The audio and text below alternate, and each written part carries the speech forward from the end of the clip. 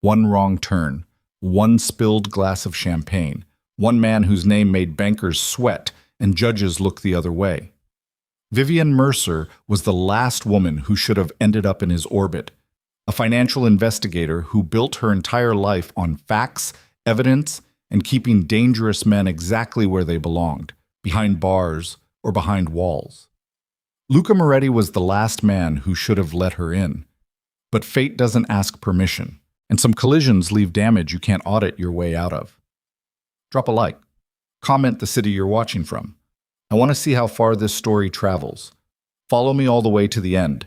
You won't see this ending coming. The Hamptons had always made Vivienne Mercer feel like a fraud. Not the kind of fraud she spent her professional life hunting. The ones who cooked books, shuffled shell companies across 3 continents, buried liabilities in footnotes no one bothered to read.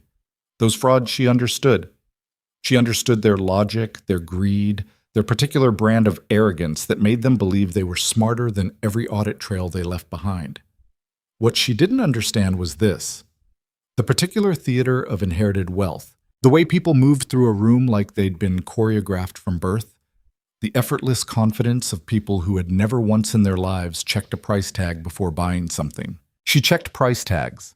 Even tonight, in a dress that cost more than her first month's rent on the apartment she'd shared with 2 other women in her late 20s, she had stood in the boutique and done the math 3 times before handing over the card. The Whitmore estate sat at the end of a private drive lined with Japanese maples that had been trimmed to inhuman perfection. The house itself was the kind of structure that stopped being a house somewhere around the 3rd wing. Stone and glass and imported light fixtures that cast everything in a warm, amber glow, designed to make the obscenely rich feel even more comfortable in their obscenity. Vivienne had driven up in a rented sedan, watched the valet's eyes slide over the car with the practiced neutrality of someone paid to pretend he didn't notice, and handed over the keys with a smile that said she hadn't noticed him noticing. She was good at that, performing composure. Her cousin Darcy had been glowing for 3 weeks straight, ever since Preston Whitmore III had dropped to one knee on the roof terrace of a restaurant that required a 6-month reservation. Vivienne had gotten the call at 11 at night, standing in her office with a cold cup of coffee and a forensic accounting report spread across her desk. And she had said all the right things. Thrilled, so happy for you, he's wonderful, you deserve this. And then she'd sat down in her chair and stared at the ceiling for a long time, feeling something she couldn't quite name. It wasn't jealousy. She didn't think it was jealousy. She thought it might be something lonelier than that.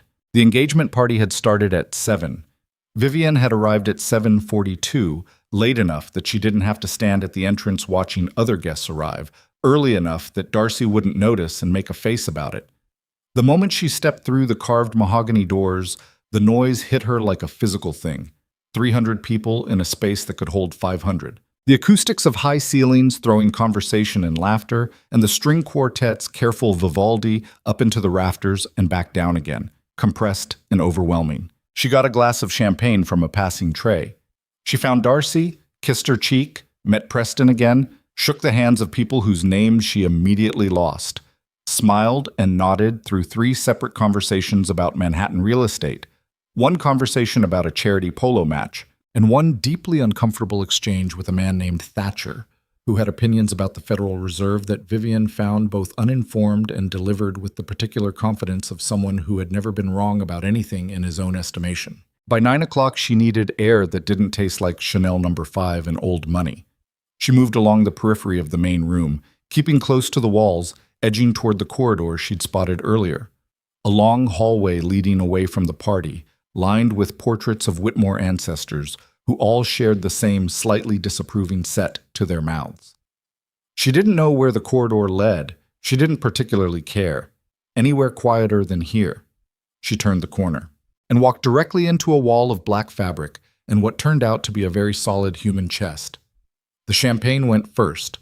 Her glass tilted, his tilted, and the collision of crystal and physics sent a wave of cold moët directly down the front of her dress, soaking through the silk in the time it took her to gasp and step back and nearly lose her heel on the marble floor. "Oh, I'm sorry," she started. "My fault." The voice was quiet, controlled. Not the reflex apology of someone embarrassed, something more deliberate than that, like a man who'd learned to moderate every response before it left his mouth.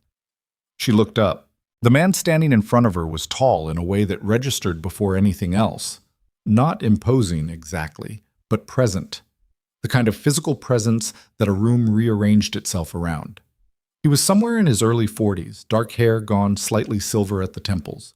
A face that was handsome in the way that certain landscapes are handsome. Structured, unforgiving, not designed to make you comfortable.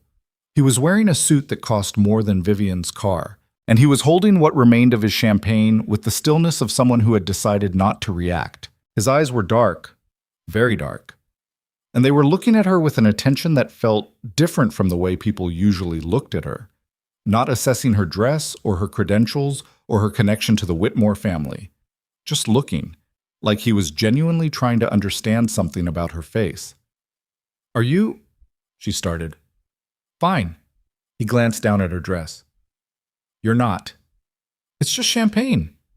"It's down your front." "I'm aware." Something shifted at the corner of his mouth.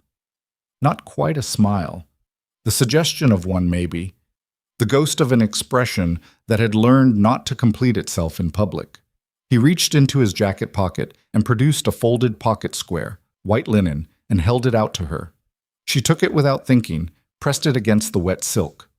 It smelled faintly of cedar and something else, something darker and quieter, the kind of scent that took up space without announcing itself. "Vivienne Mercer," she said, because the silence had stretched one beat past comfortable, and she had learned years ago that she was better at filling silence than waiting in it. "I know who you are," he said. She looked up sharply. "You did the Callaway audit," he said, 18 months ago. "You found what 3 other firms missed. You follow forensic accounting?"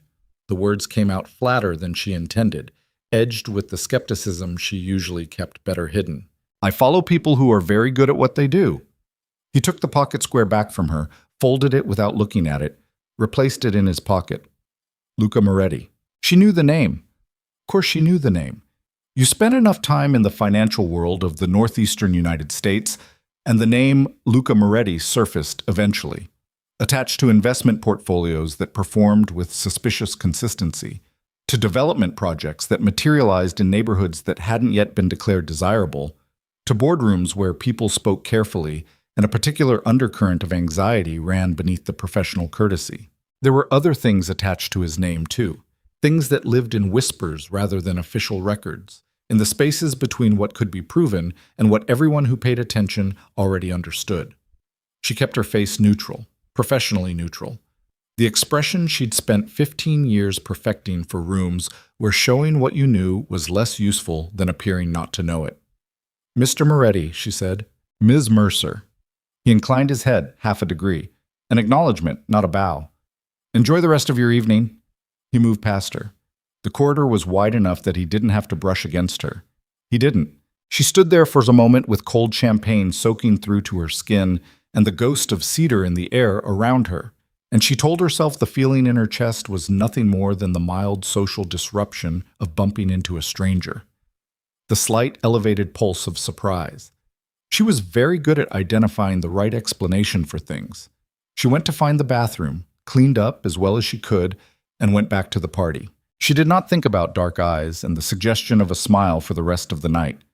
Not more than twice. She found the music room by accident.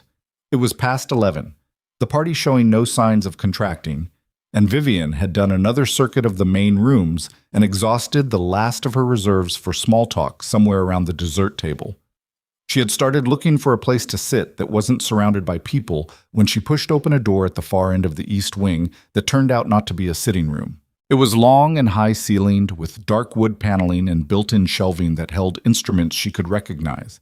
A cello in a case, violin, a brass horn of some kind.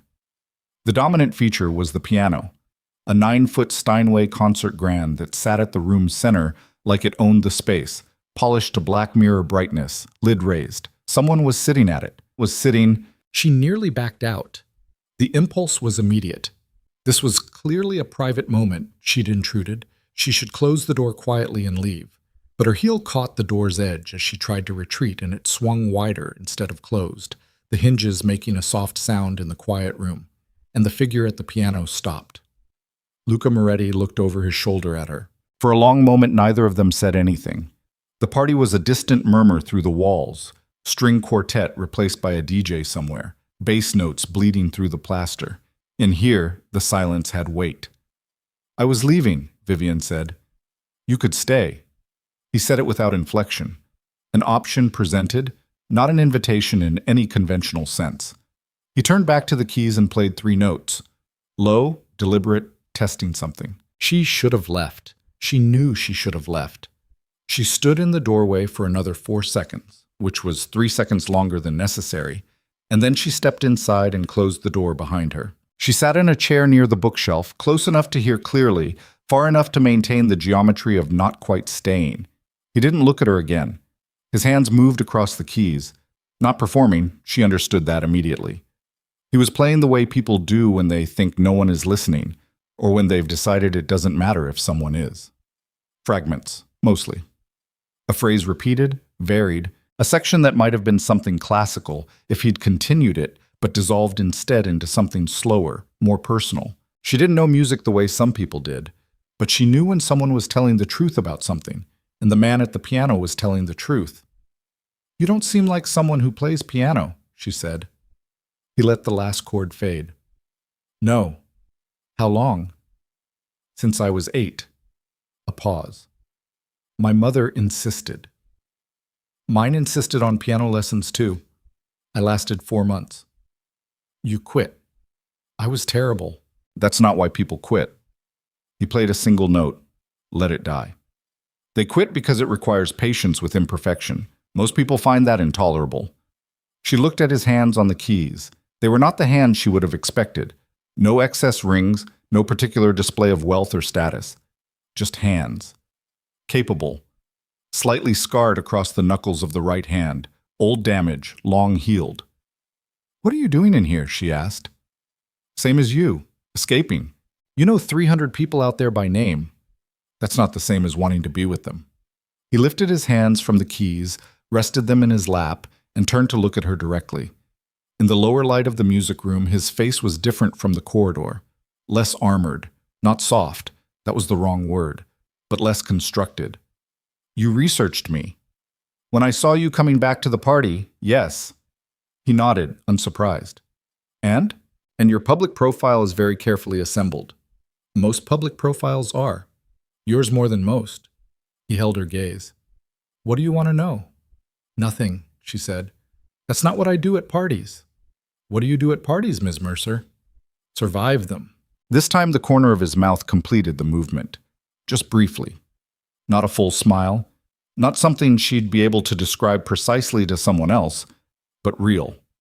The first completely unguarded expression she'd seen from him, and it lasted less than 2 seconds before his face settled back into its professional neutrality. "Then we have that in common," he said. She stayed for 40 minutes. She would account for this later in ways that made sense. She was tired, the chair was comfortable, the room was quiet. There was no reason to go back out to the party. All of that was true. None of it was the whole truth. They talked about things that weren't dangerous. Music. The Whitmore Estate's architecture. He knew more about it than she expected. Could identify the period of the East Wing's addition. Knew the name of the architect. She talked about a building in her neighborhood she'd been watching change for 3 years. The way the light hit it differently in winter. He listened without performing attention. He just listened. When she finally stood to leave, he walked with her to the door and held it open. In the brighter light of the corridor, the armor came back. Not aggressively, but visibly, the way a face arranges itself for public consumption. "Good night, Miss Mercer," he said. "Good night, Mr. Moretti." She paused. Something made her pause. "You play well." "I play honestly," he said. "That's not the same thing." She walked back toward the party and didn't look back, and the bass notes from the DJ's speakers swallowed the silence of the room she'd left behind, and she told herself the 40 minutes meant nothing beyond what they were. 2 strangers at a party, a quiet room, ordinary conversation, that was all. The drive back to the city took 2 hours. She sat in the back of the rideshare she'd booked and watched the Long Island darkness unroll outside the window, and thought about the Callaway audit, the Hendricks brief she needed to finish by Friday, the deposition she was prepping for next week. Work. Solid, provable, quantifiable work. She did not think about Cedar. She did not think about the way someone could play piano as though confessing something. She got home at 1:30 in the morning, showered the champagne out of her hair, and was in bed by 2. She lay in the dark for a while with her eyes open, looking at the ceiling, the city's ambient light bleeding pale orange around the edges of her curtains. She slept. She didn't dream about anything she could remember. She was good at that too. Monday came with the particular brutality of Mondays in October. The light turned thin and cold overnight, and the city moved with its shoulders up around its ears, everyone recalibrating for the season. Vivienne was at her desk by 7:15, which was normal. She had coffee from the Greek diner 3 blocks over, which was also normal. She pulled up the Hendricks brief and worked for 2 hours without looking up, which was the closest she ever got to peace. Her firm occupied the 14th floor of a building on Lexington, not the gleaming glass towers of Midtown's upper 50s, not the self-consciously cool loft conversions of the financial district's edges. The 14th floor of a building where the elevator sometimes required a second button press, where the windows faced a slightly disappointing view of another building's mechanical infrastructure, where the carpet in the conference room had been replaced 3 years ago and still smelled faintly of the adhesive underneath. She had worked here for 9 years. She was a senior investigator. She turned down the partnership offer twice. She didn't want the administrative weight. She wanted the work. The work was what she understood. Numbers were not sentimental. Discrepancies didn't have moods. A falsified entry in a ledger was what it was, regardless of who you were or how much power you believed you had. And the satisfaction of locating the exact point of deception in a financial record was the cleanest feeling she knew. She did not tell people this at parties because it read as deeply unromantic, but it was the truest thing about her. Marcus, her associate, appeared in her doorway at 9:15 with his laptop and the expression of someone who had found something. Marcus was 28 and still at the stage of his career where discoveries made him visibly excited, which Vivienne found both endearing and, on slower days, slightly exhausting. "Hendrick's subsidiary," he said, coming in and turning the laptop to face her without being invited, which was also normal. "There's a dormant holding company in Delaware that processed 11 transfers over 14 months, each one under the reporting threshold. Structuring? Almost certainly. But there's a problem." He pointed at the screen. "The company's listed beneficial owner is deceased, died 4 years ago. And the transfers kept happening, for 3 years after his death."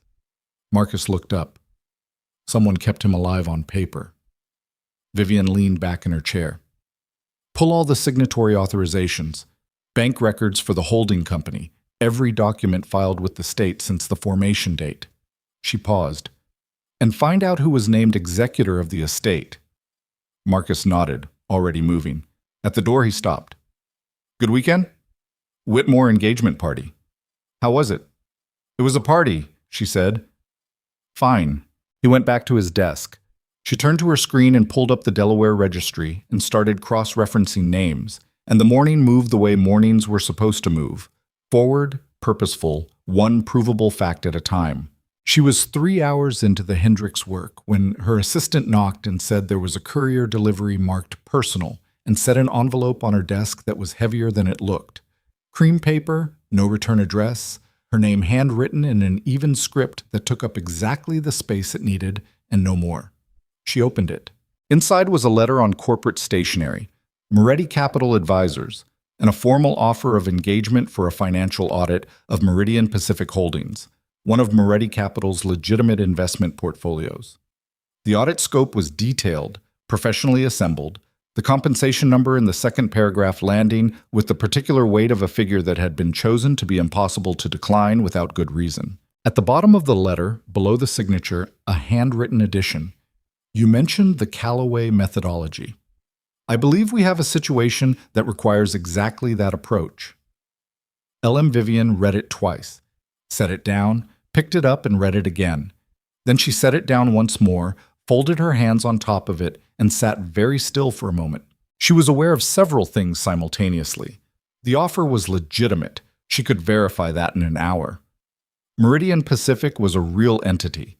Its financials were available in fragments through public filings, and a sophisticated audit of a portfolio that size was the kind of engagement that built careers and reputations. The compensation was extraordinary but not implausible for the scope. She was also aware that the man who had sent it had been sitting at a piano 3 nights ago playing something that sounded like the inside of a confession, and that she had stayed for 40 minutes when she should have left in 5, and that she had not stopped thinking about it with the complete and total absence of thought she'd intended. She had a protocol for conflicts of interest. She had built that protocol herself over 15 years because she understood that the most dangerous moment in any investigation was not when you found the deception. It was when you found someone you wanted to trust. She looked at the offer. She looked at the compensation figure. She looked at the name at the bottom. Then she picked up her phone and called the partner at her firm who handled new client intake. "I need a conflict check run," she said. "Moretti Capital Advisors, Meridian Pacific Holdings, full screen. I'll get it to you by end of day. This afternoon," she said. "Please." She hung up. She picked up the letter again and slid it into the folder on her desk where she kept pending reviews, the clean manila folder with nothing else in it, and she went back to the Hendricks brief and worked through lunch without stopping. The conflict check came back clean at 3:47. No existing relationships, no prior engagements, no flags. She sat with that for a while. Then she drafted a reply that was professional, measured, expressed appropriate due diligence interest, and requested a formal meeting to discuss the scope of engagement before any commitment was made. She read it over, changed 2 words, sent it. She told herself this was a business decision, the kind she made routinely with the same assessment methodology she applied to every new client: risk profile, scope clarity, professional exposure, compensation justification. She told herself this right up until she was locking her office at 7 in the evening, and her assistant said goodnight, and she stepped into the elevator alone. The doors closed. She stood there in the small descending box and admitted, in the privacy of a moment no one would ever see, that she had sent the reply because of a man she should not trust, playing piano like he had nothing left to hide. Then the elevator reached the lobby, and the doors opened, and she walked out into the October cold and did not admit it again. Basset. The meeting was scheduled for Thursday afternoon. Moretti Capital's offices on the 52nd floor of a building in Midtown that announced itself without apology. Glass and steel, and the kind of lobby where the security desk was staffed by people in suits rather than uniforms, because the security at that level wasn't meant to look like security. Vivienne arrived 7 minutes early, which was exactly on time by her personal calculation. She was wearing the gray suit she wore for depositions. Professional enough to signal she was serious, understated enough to signal she didn't need to perform seriousness. She carried her briefcase with the strap over her shoulder.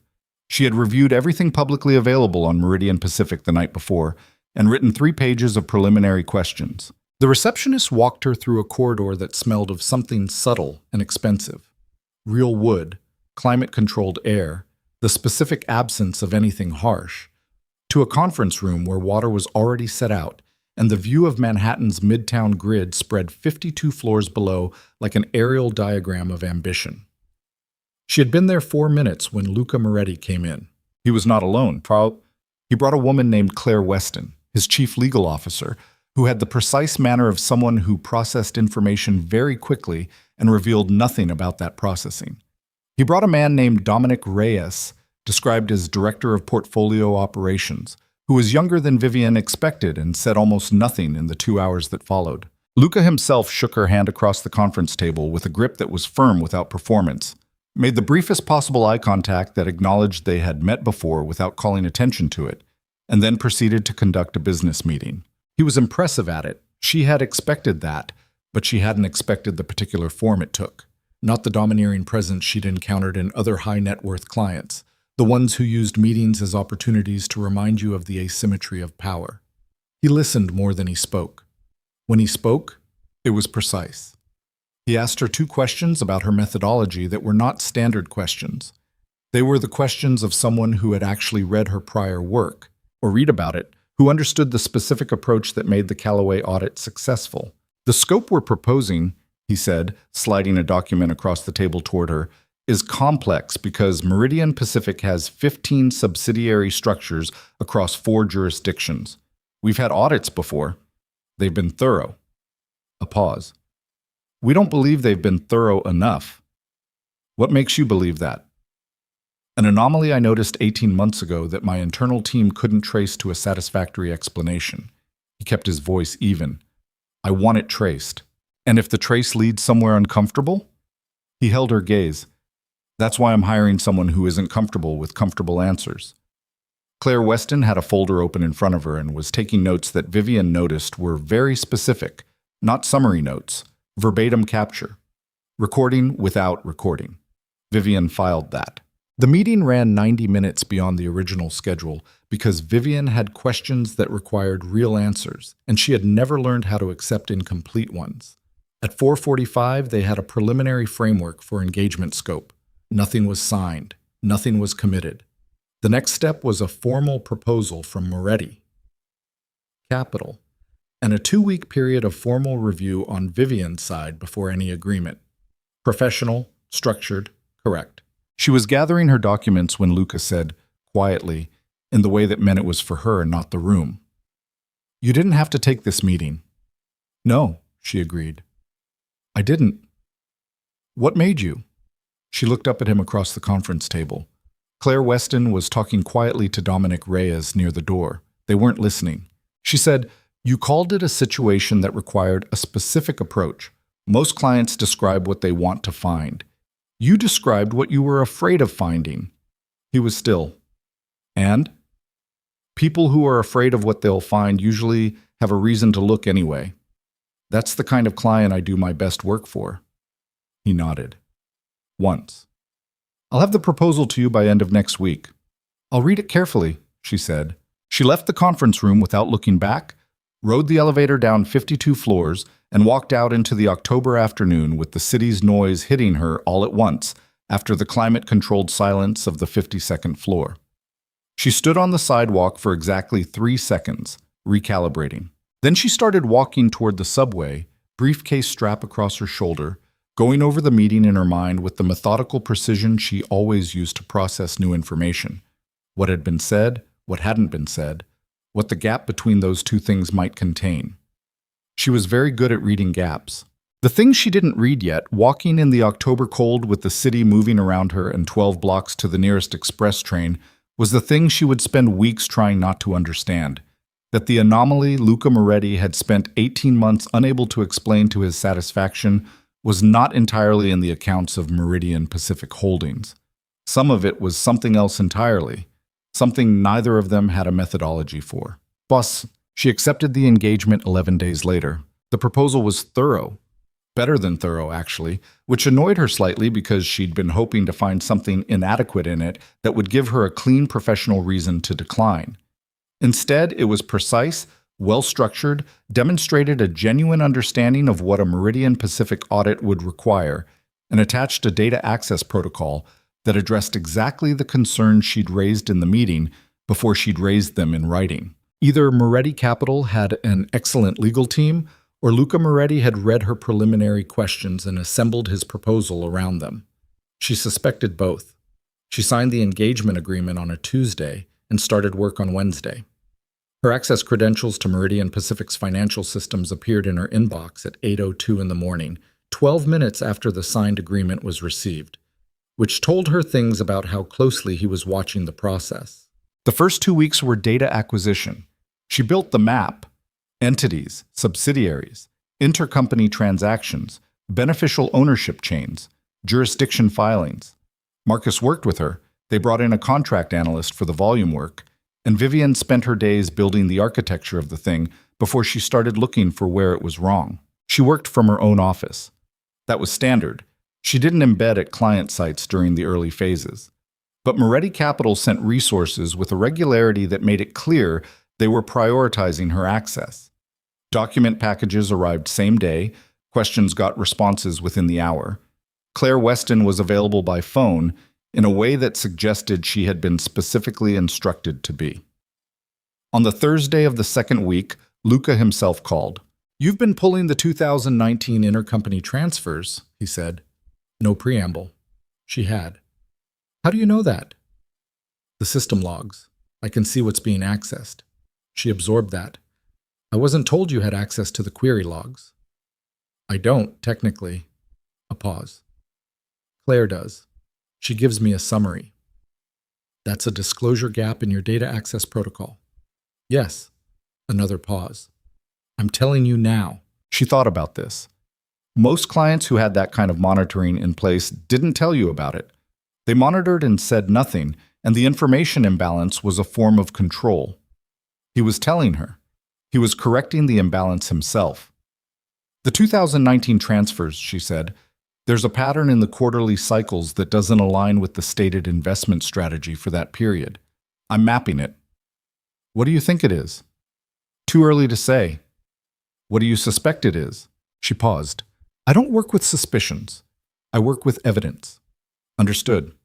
And then, before he ended the call, how's your morning going otherwise? The question landed strangely. Not inappropriately, but wrong in its ordinariness. The small domestic inquiry dropped into a professional call without warning or apology. Fine, she said. Busy. I'll let you get back to it. A beat. The coffee in your building's lobby is terrible, by the way. There's a Greek diner 3 blocks east. She went very still. I know, she said carefully. I go there every morning. I know, he said, and ended the call. She sat at her desk for a moment after he hung up, very aware of the fact that he had known where her coffee came from, which meant he had been paying attention to her movements, which was either deeply unsettling or something else she didn't have a clean word for yet. She chose to file it as unsettling. That was the safe choice. She went back to the 2019 transfer records and didn't think about it until she was falling asleep that night. And then she thought about it in the particular way you think about something that doesn't fit the category you've tried to put it in. She didn't sleep well. She told herself it was the audit. The audit was demanding. That was true. It wasn't the whole truth. The pattern in the 2019 transfers took her another week to fully map, and when she had it laid out across 3 screens in her office at 11:30 on a Wednesday night, with Marcus long gone and the building half empty around her, she sat back and looked at what she'd built, and felt the particular cold clarity that came when evidence stopped being suggestive and became definitive. Someone had been siphoning from Meridian Pacific, not clumsily, with sophistication, with patience, using the intercompany structure as a series of pressure valves, moving capital in amounts that individually wouldn't trigger automated flags, collectively representing a diversion of somewhere between $8 and $12 million over a 14-month period. The entry points were clean, the exit points were cleaner, but exit points always had destinations, and destinations left residue, and Vivienne had been following residue for 15 years. She picked up her phone. It was 11:40 at night. She thought about waiting until morning. She called him anyway. He answered on the second ring. You found something, he said. Not a question. How do you know I'm not calling about the data access protocol? At 11:40 on a Wednesday. She almost smiled. Didn't. Someone inside your operation has been diverting capital from Meridian Pacific. 14 months, 8 to 12 million. The mechanism is sophisticated. She paused. This is someone with detailed knowledge of your intercompany structure, insider access. The silence on the other end was different from his other silences, not the controlled quiet of a man choosing his words. Heavier than that. How certain are you? He said finally. The structure of the diversion is clear. The attribution will take more work, but the diversion itself, she looked at her screens. Certain. Another silence. Then, are you still at your office? Yes. I'm 20 minutes away. She opened her mouth to say that wasn't necessary, that this could wait until morning, that there was a professional protocol for client notification that did not involve, all right, she said. She hung up the phone and looked at her screens and the evidence laid out across them, and then she looked at the window and the city beyond it, lit and restless and indifferent, and she understood with the particular precision she applied to everything that she had just made a choice that had very little to do with professional protocol.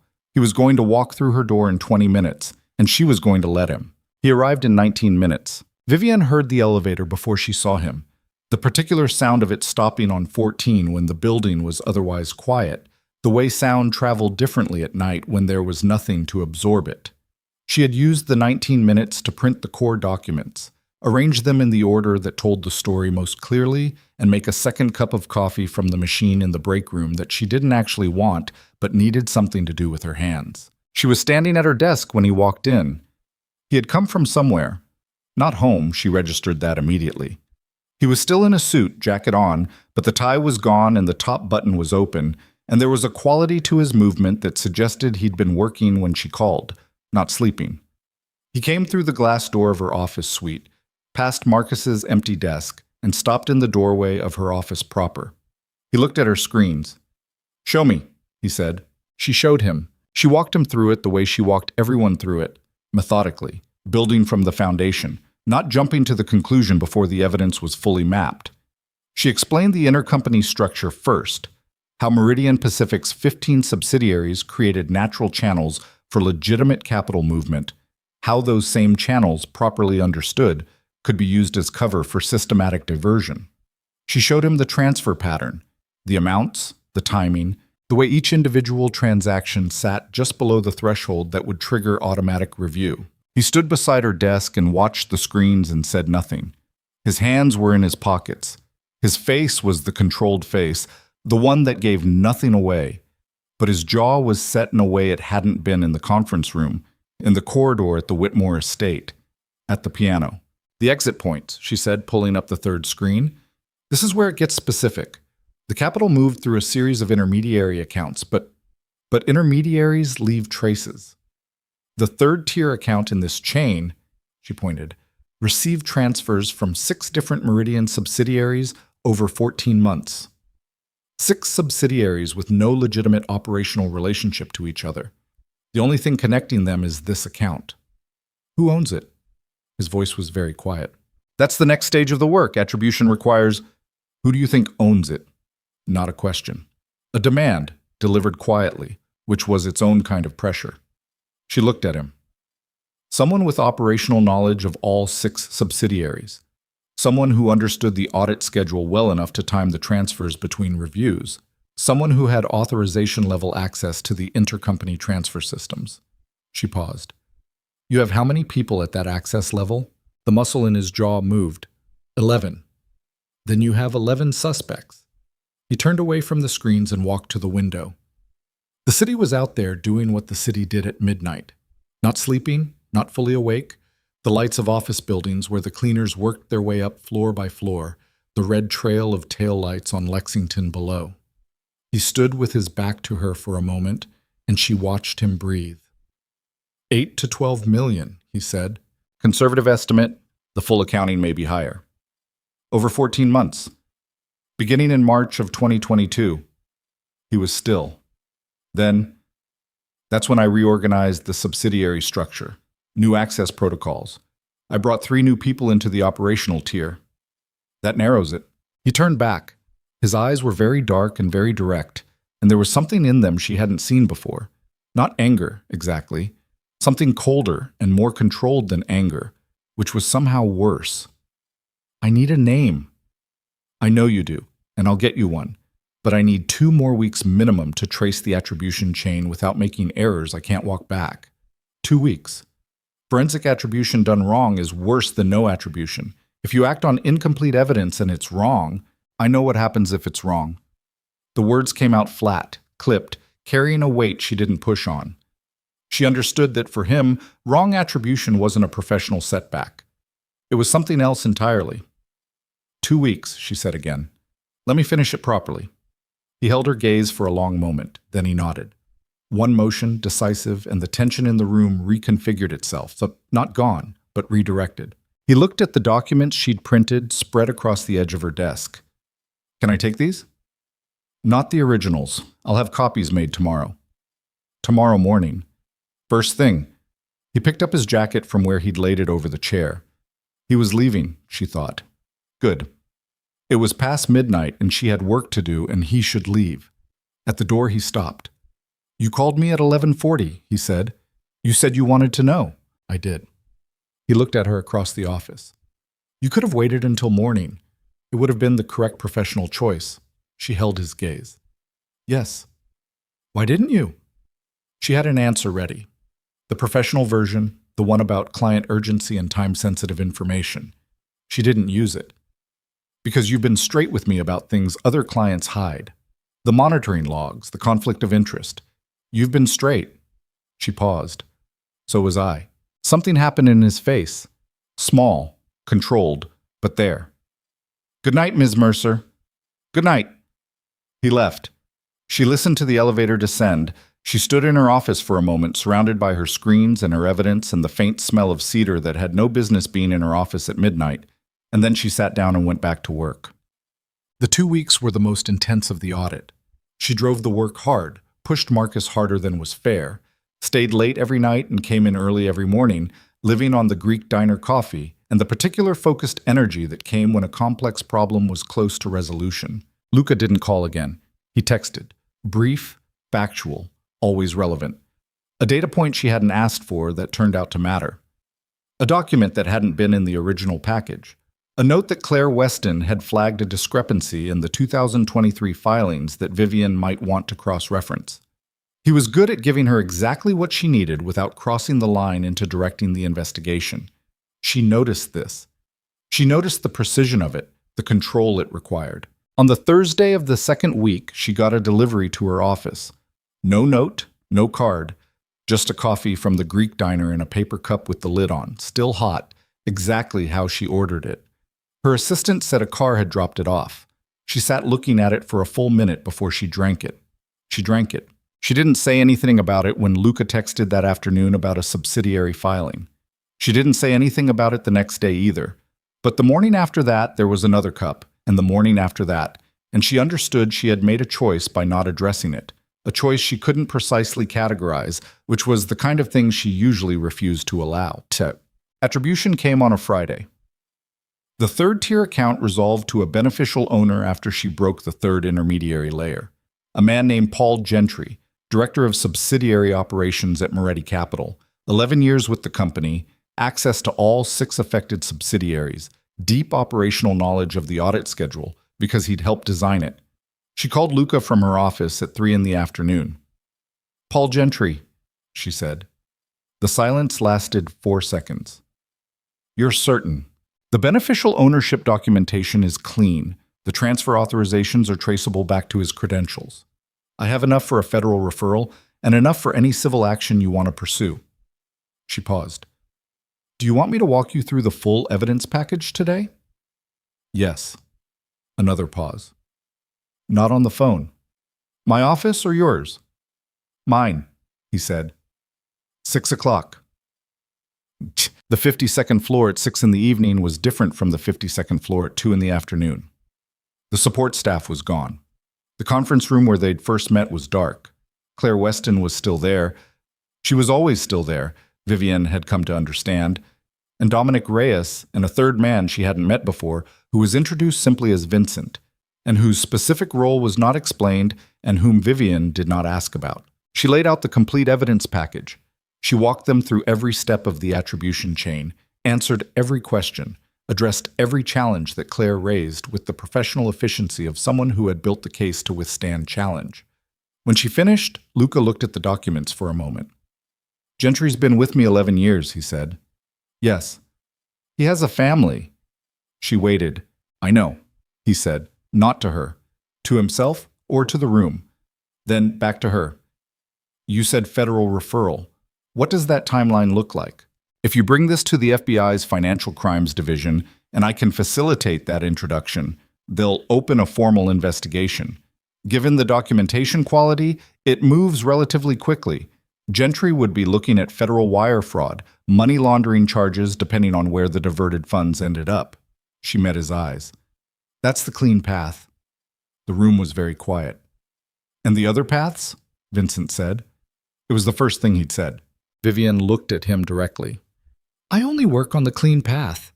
Luca's eyes moved between her and Vincent, and something passed through the room that she felt without being able to name.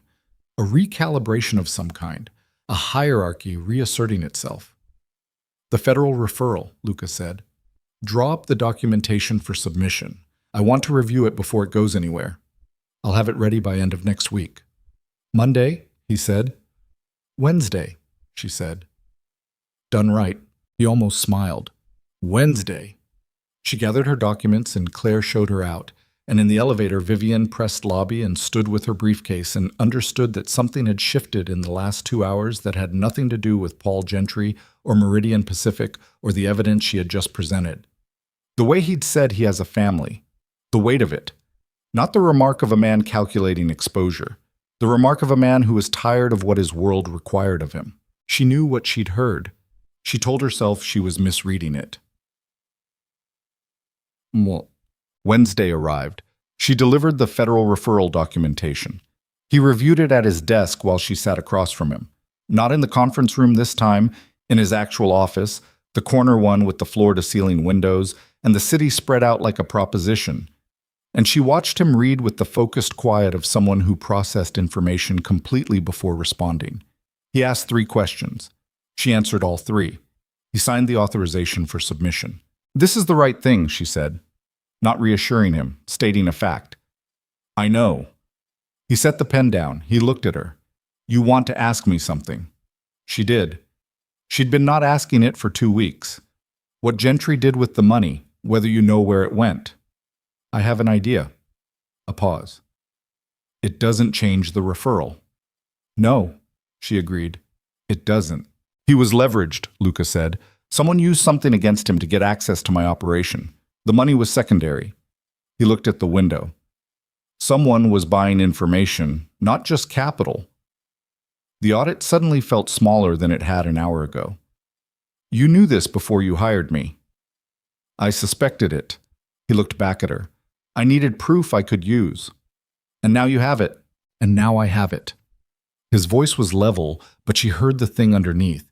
The anger contained, compressed into something dense and quiet. The kind of anger that had been living in a person long enough to become structural. "Who leveraged him?" she said. "That's the next problem." He held her gaze. "Not one I'm asking you to solve." She understood that. She also understood that she was now aware of it, which put her in a different position than she'd been in an hour ago. She was no longer just an investigator completing an engagement. She was someone who knew that the audit she'd conducted was the visible surface of something larger, something that had moving parts she couldn't see and didn't have authorization to look at. That was the kind of knowledge that changed your exposure. She knew that. He knew that she knew it. "The engagement is technically complete," she said. "Technically. My report is delivered. The federal referral is authorized." She held his gaze. "I could walk out of here and we could call it finished." He said nothing. "But whoever leveraged Gentry," she said slowly, "used the same access protocols I've been working with for 6 weeks. If they were watching the audit, they were. Then they know what I found." She let that sit for a moment. "And they know I can find more." Yes, the city was everywhere outside the windows. 52 floors of it below them, and beyond that the harbor, and beyond that the world that didn't know any of this was happening. She looked at the desk between them. The signed authorization, her documents, the ordered evidence of a thing that had taken her 6 weeks to build. "What are you asking me?" she said. "Nothing," he said. "Not yet." He picked up the authorization. "Go home, Vivienne. Get some sleep. The referral goes in tomorrow morning." It was the first time he'd used her first name. Not Ms. Mercer, not the professional designation that kept everything correctly bounded and labeled and safe. Her name, in his voice, in the corner office with the city spread out below them and the federal referral between them and the knowledge of something larger neither of them had named aloud yet. She picked up her briefcase. She stood. She made it to the door. "Vivienne." She stopped, didn't turn. "Thank you," he said, "for Wednesday, for all of it." She nodded without looking back and walked out, and in the elevator she pressed lobby and stood very still while the floors counted down. And by the time she reached the street, she had almost convinced herself that the way her name sounded in his mouth meant nothing beyond professional courtesy. Almost. 3 days after the federal referral was submitted, Paul Gentry disappeared. Not fled, disappeared. His car was in his driveway. His phone went to voicemail after 1 ring. His wife called the police at 9 in the morning when he didn't come down for breakfast. And by noon there were 2 detectives in the Moretti Capitol lobby asking for Luca. Vivienne got the call from Claire Weston at 1:15. "The detectives are asking about the referral," Claire said. Her voice was its usual precise professional instrument, but something underneath it was running fast. They know the submission happened. They want to talk to the investigator of record. Vivienne was at her desk. She set down her pen very deliberately. Tell them I'll come in this afternoon. She arrived at Moretti Capital at 3. The two detectives, a woman named Reyes, who was not related to Dominic, a man named Carr, who asked most of the questions, interviewed her in the conference room where she'd first met Luca, which had a quality of dark symmetry, she noted, and set aside. She answered what she could answer. She was the independent forensic investigator. She had conducted an audit. She had found evidence of financial misconduct. She had prepared a federal referral at her client's direction. Everything she said was true, documented, and professionally defensible. What she didn't say was what Luca had told her, about the leverage, about someone buying access to his operation, about the layer beneath the layer. When the detectives left, she found Luca in his office. He was standing at the window, not looking at anything specific, just standing, the way a person stands when they're holding something that has too much weight. Did they tell you anything? She said. They found evidence he was planning to leave the country. Passport, some cash, a bag. He paused. Whoever took him moved fast before he could. Fast meaning they knew about the referral. Fast meaning someone in the federal system told them the referral was coming.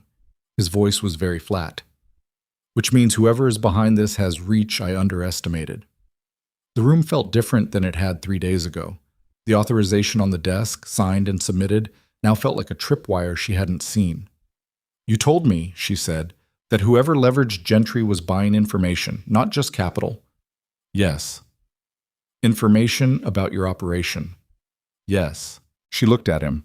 They were building a case against you. He turned from the window. Yes. And you submitted the federal referral knowing that. I submitted the federal referral because it was the right thing to do. His eyes were direct, hard, and absolutely certain. And because whoever is doing this needs to know I'm not going to manage it quietly. Luca. She hadn't meant to use his name. It came out anyway. If they have reach inside the federal system, if they knew about the referral before Gentry could be questioned, then we have a problem. We, she said. He held her gaze. You're the investigator of record. You built the case. Yes. We. She stood in his office on the 52nd floor with the city below and the understanding that she had moved, somewhere in the last 6 weeks, from the clean side of an audit engagement into something she didn't have a professional category for. And the man responsible for that movement was standing 10 feet away looking at her like she was the only person in the room whose opinion he had actually wanted. I need to know everything, she said.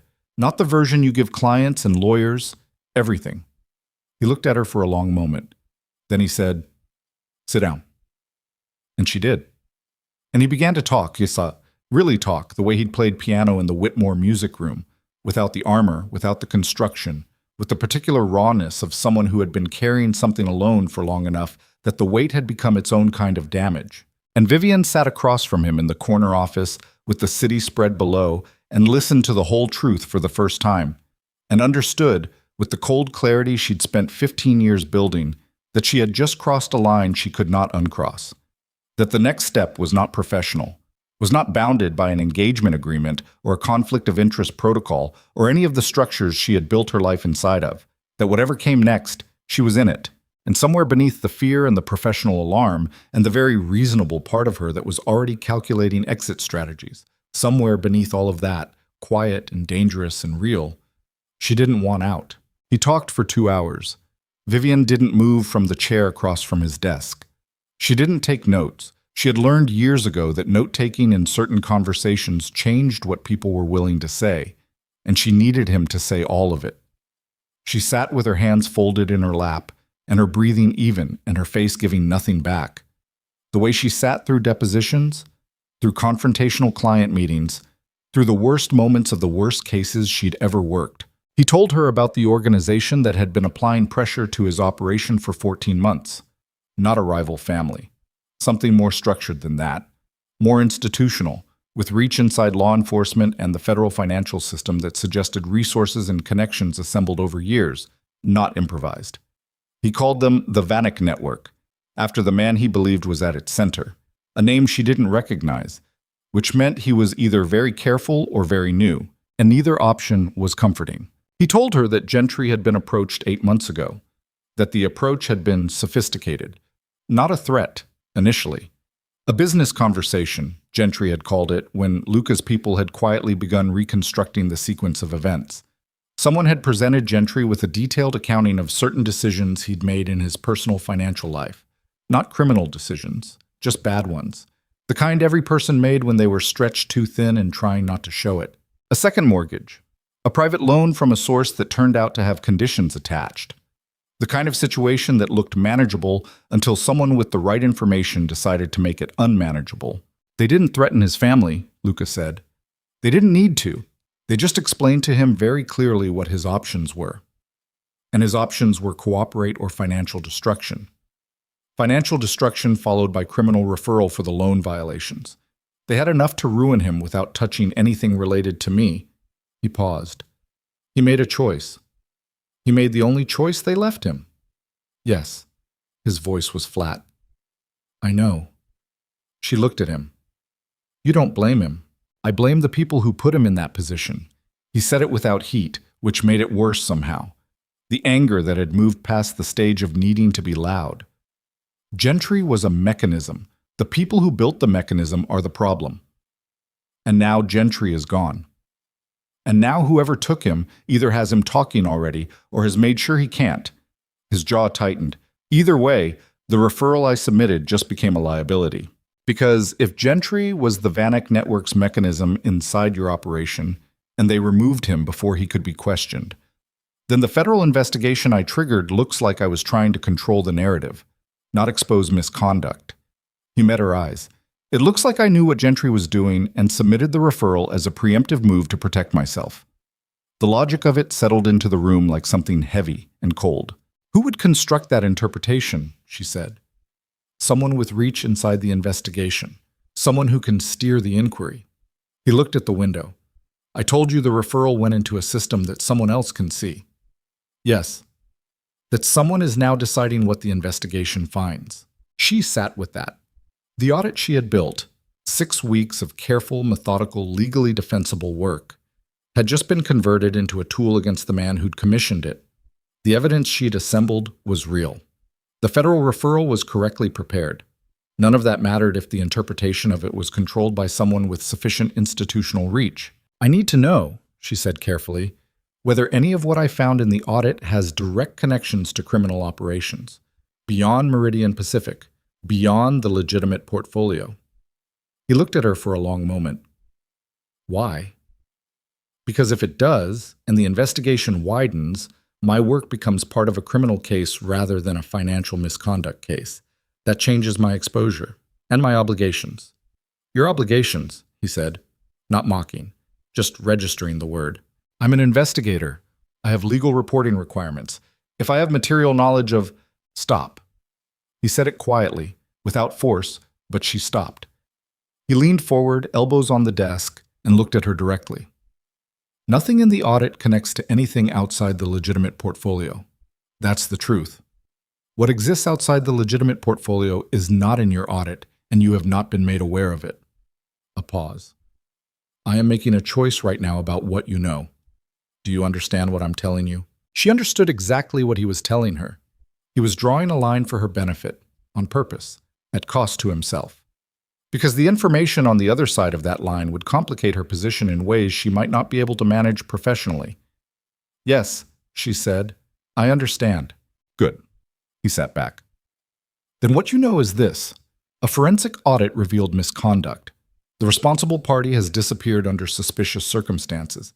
The federal referral is now caught inside a process that may be compromised. He held her gaze. That's a complete and accurate account of your professional involvement. And the rest?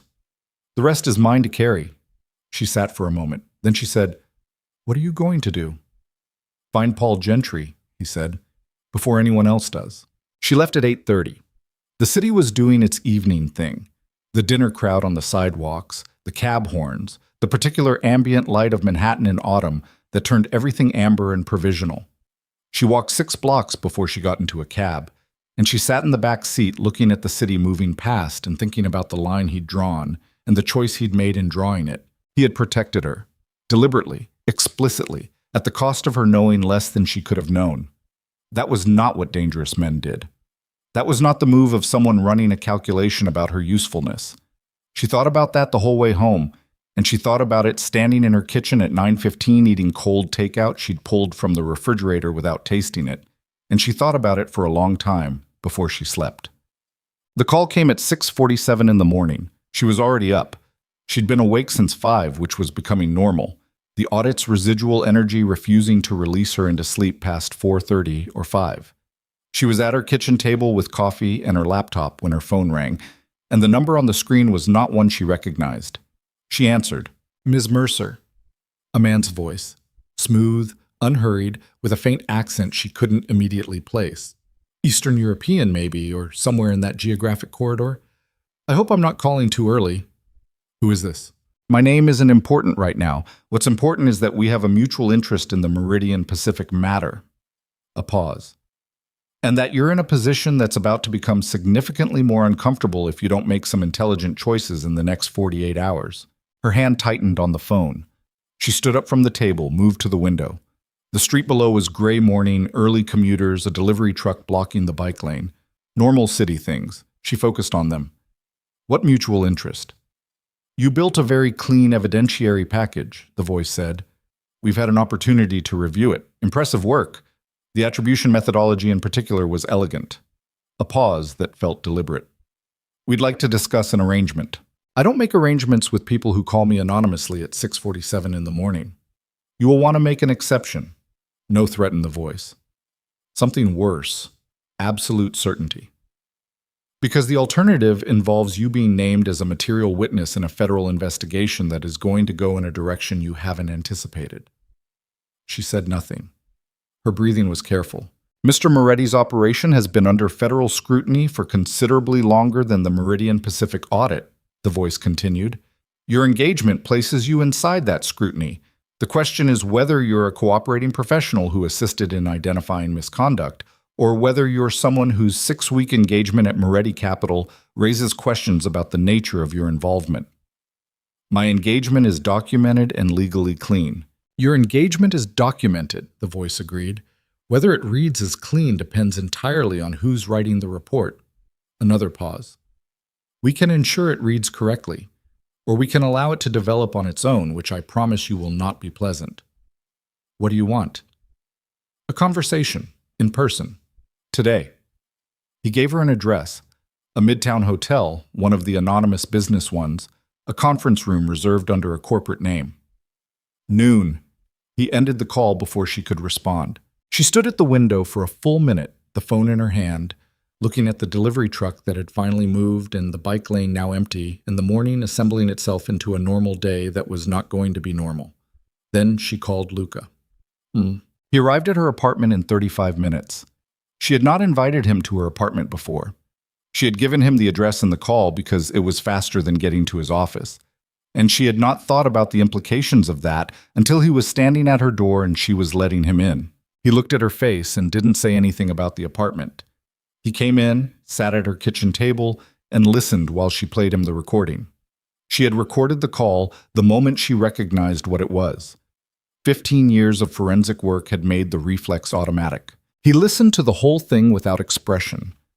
When it ended, he sat with his hands flat on the table and breathed through his nose, and she watched the controlled anger do what it did: compress, densify, become something structural.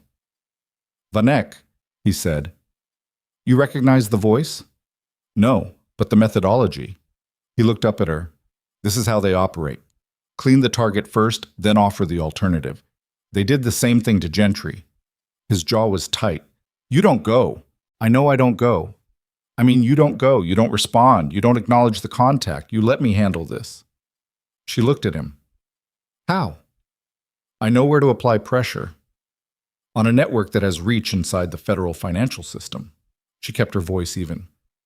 "Luca, if you move on them directly right now, after Gentry, after the referral, if I don't move, they take you apart." The words came out flat and very certain. That's what this call was. It wasn't a negotiation. It was them telling you that you're exposed so that you either cooperate with them or you go back to me and I make a move they can use. She sat down across from him. "You think this call was designed to make you react?" Yes. Then we don't react.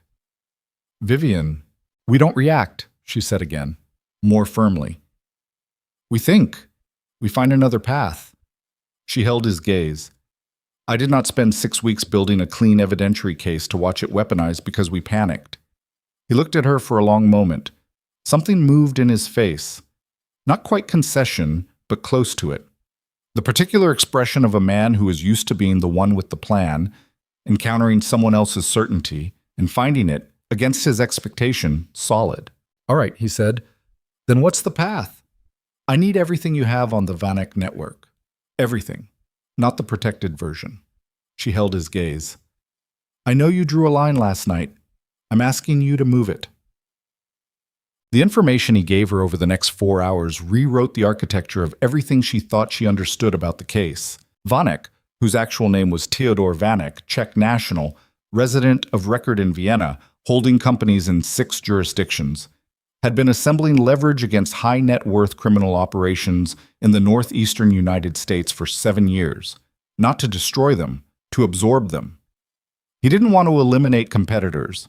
He wanted to own them, convert their operations into subsidiaries of his own network, use their existing infrastructure and relationships while removing the people at the top and replacing them with figures who answered to him. Gentry had been providing structural intelligence, not just financial data, but the operational map of how Moretti's organization actually functioned, where the decision nodes were, who the key relationships were. The financial diversion was secondary. It was meant to create a crisis that would destabilize the operation at the right moment. The federal angle was Vanek's insurance. He had a contact inside the northeastern field office of the FBI's Financial Crimes Division, not someone senior, a mid-level analyst who processed referrals and had access to case assignment data. Enough to steer an investigation's early direction, enough to ensure that the Meridian Pacific referral, once submitted, got assigned to an agent who would approach it with a specific interpretive framework already in place. The agent's name, Vivienne said. Luca hesitated. Give me the name. Daniel Frost. He watched her face. You know him. She did. She knew Daniel Frost the way you knew people in overlapping professional worlds. Not well, not personally, but well enough to have formed an assessment. Smart, methodical. Had a reputation for aggressive case development. She had crossed paths with him twice in deposition contexts. Frost isn't dirty, she said. Certain. No, he's being managed without knowing it. The analyst feeds him a framing. He develops the case within that frame without questioning where the frame came from. Luca's voice was measured.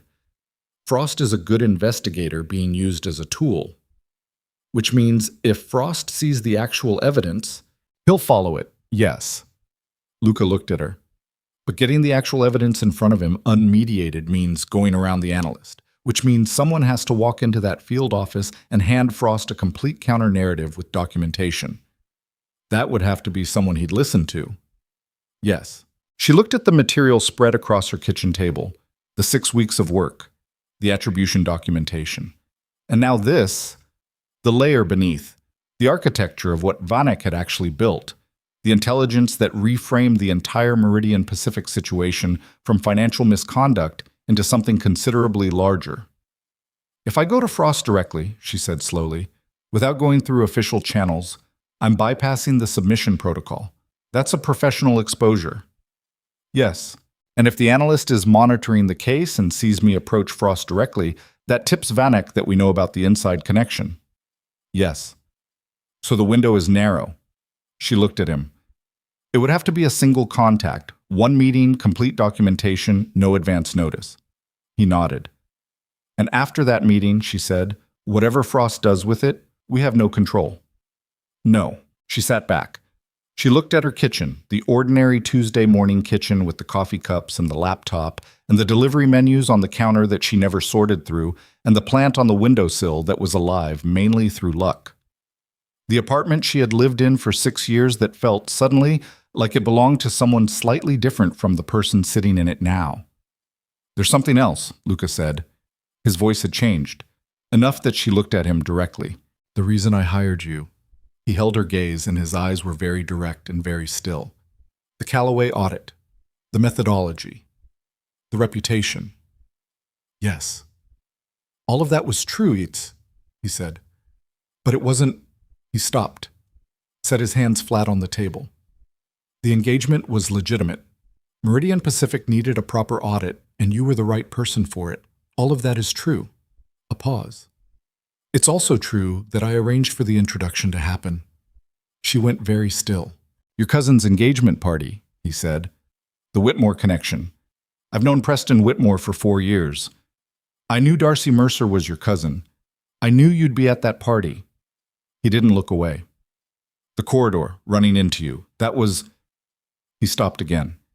Something in his face that she had never seen before, not guilt, exactly. Something raw. I positioned myself. The kitchen was very quiet. She heard the refrigerator hum, the distant sound of the street below, her own breathing. The audit invitation, she said. Her voice came out flat. You already knew who I was. Yes. You engineered the circumstances.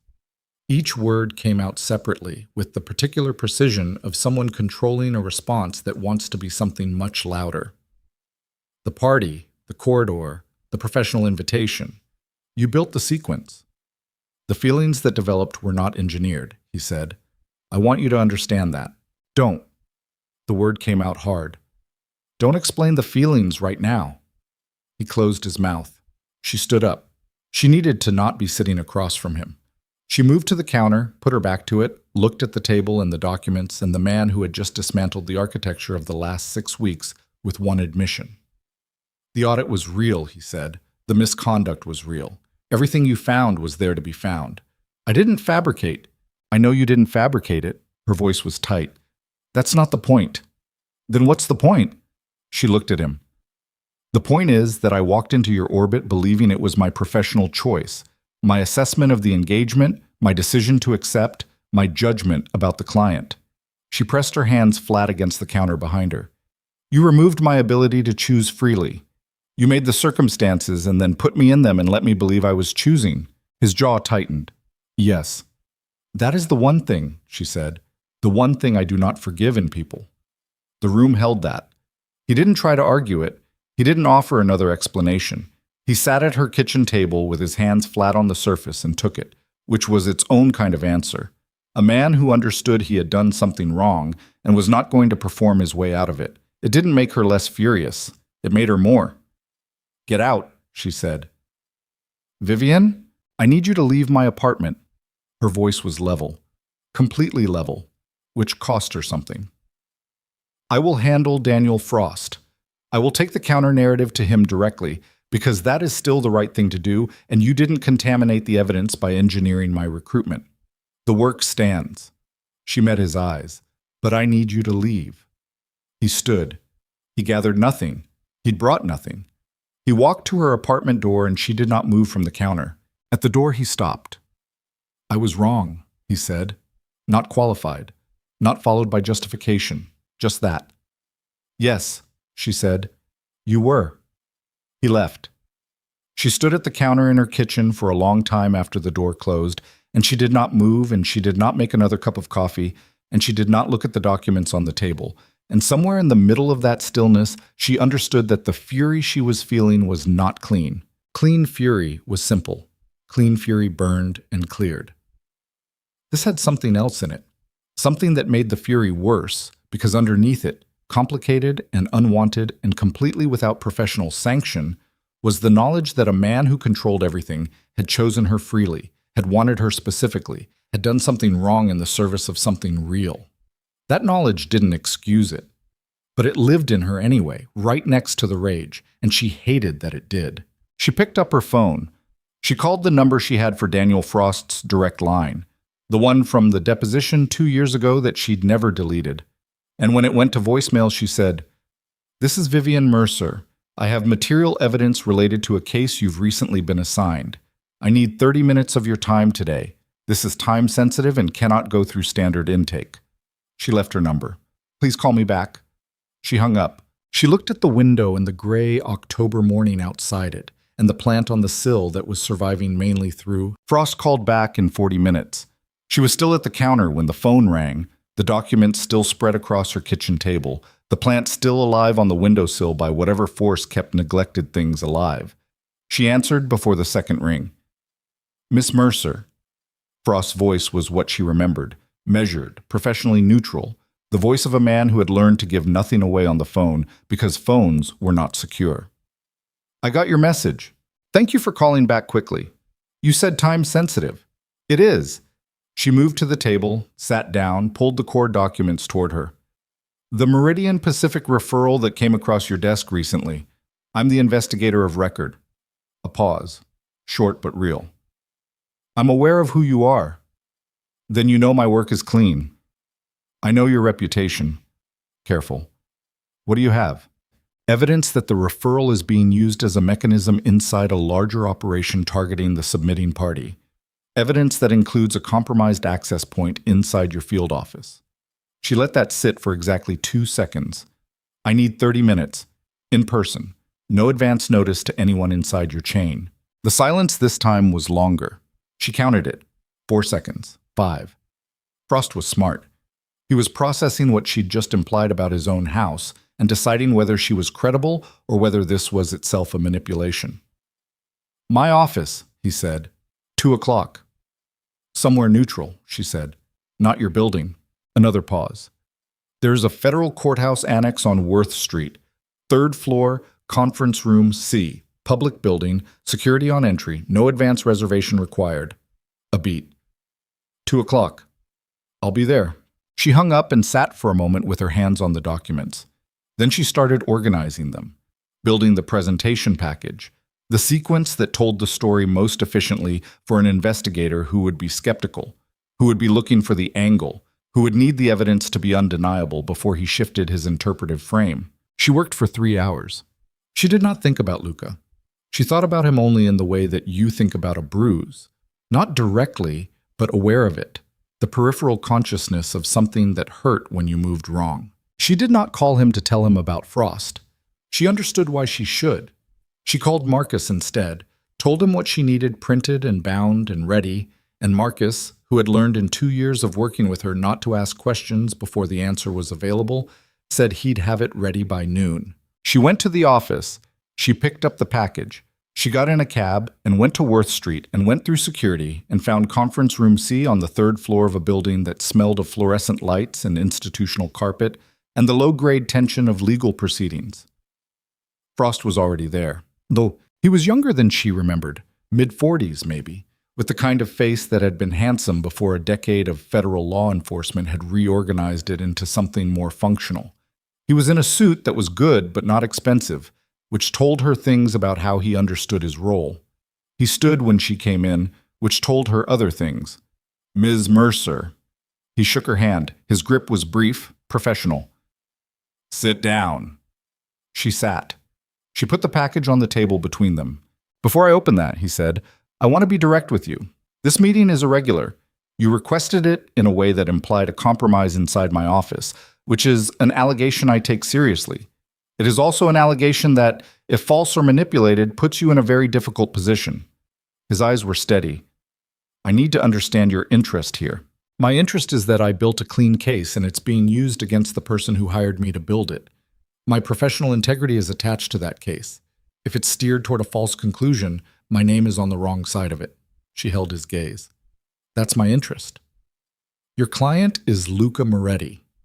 "My client was Meridian Pacific Holdings, a legitimate investment portfolio owned by Luca Moretti, whose legitimate business operations were the subject of my engagement." She kept her voice even. "What exists outside those legitimate operations is not in my audit, and I am not speaking to it." Frost looked at her for a moment. Then he said, "Open the package." She opened it. She walked him through it the way she'd walked Luca through the original audit. Methodical, sequenced, building the foundation before the conclusion. She showed him the Vanek network documentation. She showed him the Gentry leverage sequence. She showed him the evidence of the mid-level analyst access. She had the analyst's name from the information Luca had given her, and she had traced the analyst's case assignment history and found a pattern of steering that was not provable beyond reasonable doubt but was consistent and directional. She did not tell Frost where the intelligence on the analyst had come from. That was the line she'd chosen. The evidence she presented was verifiable independently. The source of her knowledge about what to look for was not his business. Frost was very quiet through all of it. He didn't interrupt. He looked at documents when she indicated them, set them down, looked at the next ones. His face moved only slightly, a tightening around the eyes when she showed him the analyst's pattern, a very small controlled reaction that told her his professional instincts were firing. When she finished, he sat back. This analyst, you're not naming him as dirty. No. The evidence suggests he's being managed, fed a framework without understanding the source. She paused. Like most good investigators who get used as tools. The implication landed. His jaw tightened. If this is accurate, it's accurate. You can verify every component independently. Then the investigation has been compromised from intake. He said it quietly, with the particular weight of a man whose house he'd believed clean, discovering a crack in the foundation. The referral itself is valid. The misconduct in the Meridian Pacific audit is real and documented. The person who committed it is missing, which is a separate problem. She held his gaze. The case can be rebuilt on the actual evidence, but it has to come from you, directly, without the analyst in the chain. You're telling me how to run my investigation. I'm telling you what I found. What you do with it is yours. He looked at the package on the table. He looked at her. Why come to me directly? Why not go through official channels, file a complaint about the analyst because official channels feed through the same intake process, and because time-sensitive in my message meant what it said. She paused. Vanek knows the referral was submitted. He's moved on Gentry. His next move is to accelerate whatever the analyst has been building, because once the investigation officially develops past a certain point, the narrative becomes much harder to correct. How do you know his timeline? She held the pause for exactly the right length. I know investigative timelines. That's what I do. Frost looked at her for a long moment. She could see him running the decision, the weight of what she'd presented against the professional risk of acting on it, the credibility calculus, the awareness that she could be a manipulation, and the awareness that if she wasn't, the cost of inaction was worse. I'm going to need 48 hours to independently verify the core elements, he said. You have 36, she said. After that, it's going to move without you. He held her gaze. Then he nodded. One motion, the decision made and visible in it. I'll be in touch. She left the package with him. She walked out of the conference room and down the corridor and through security and out onto Worth Street and into the October air, and she stood on the sidewalk for a moment with the city moving around her and understood that she had just done everything she could do. The rest was Frost's, and whatever Luca was moving on his end. She took the subway back uptown and did not call Luca. She made it 4 hours. It was his number on her screen at 7:15. She stared at it for 2 rings. Answered. Are you all right? He said. Yes. The word came out shorter than she intended. Frost called me. A pause. He wanted to verify one element of the documentation independently. He called Claire. She absorbed that. What did Claire tell him? The truth, which is the only thing Claire tells anyone. His voice was controlled. Vivienne, I owe you. Don't. She sat down on her couch. She was tired. The particular bone tiredness that came after high concentration work and emotional violence in the same day. Not tonight. Silence. Then, are you safe? Yes. Ivanek's people... Luca. She said his name and it came out with too much in it. The fury and the exhaustion and the other thing she hadn't given a name to yet. I'm safe. I'm home. Let me think. All right. A pause. All right. He ended the call.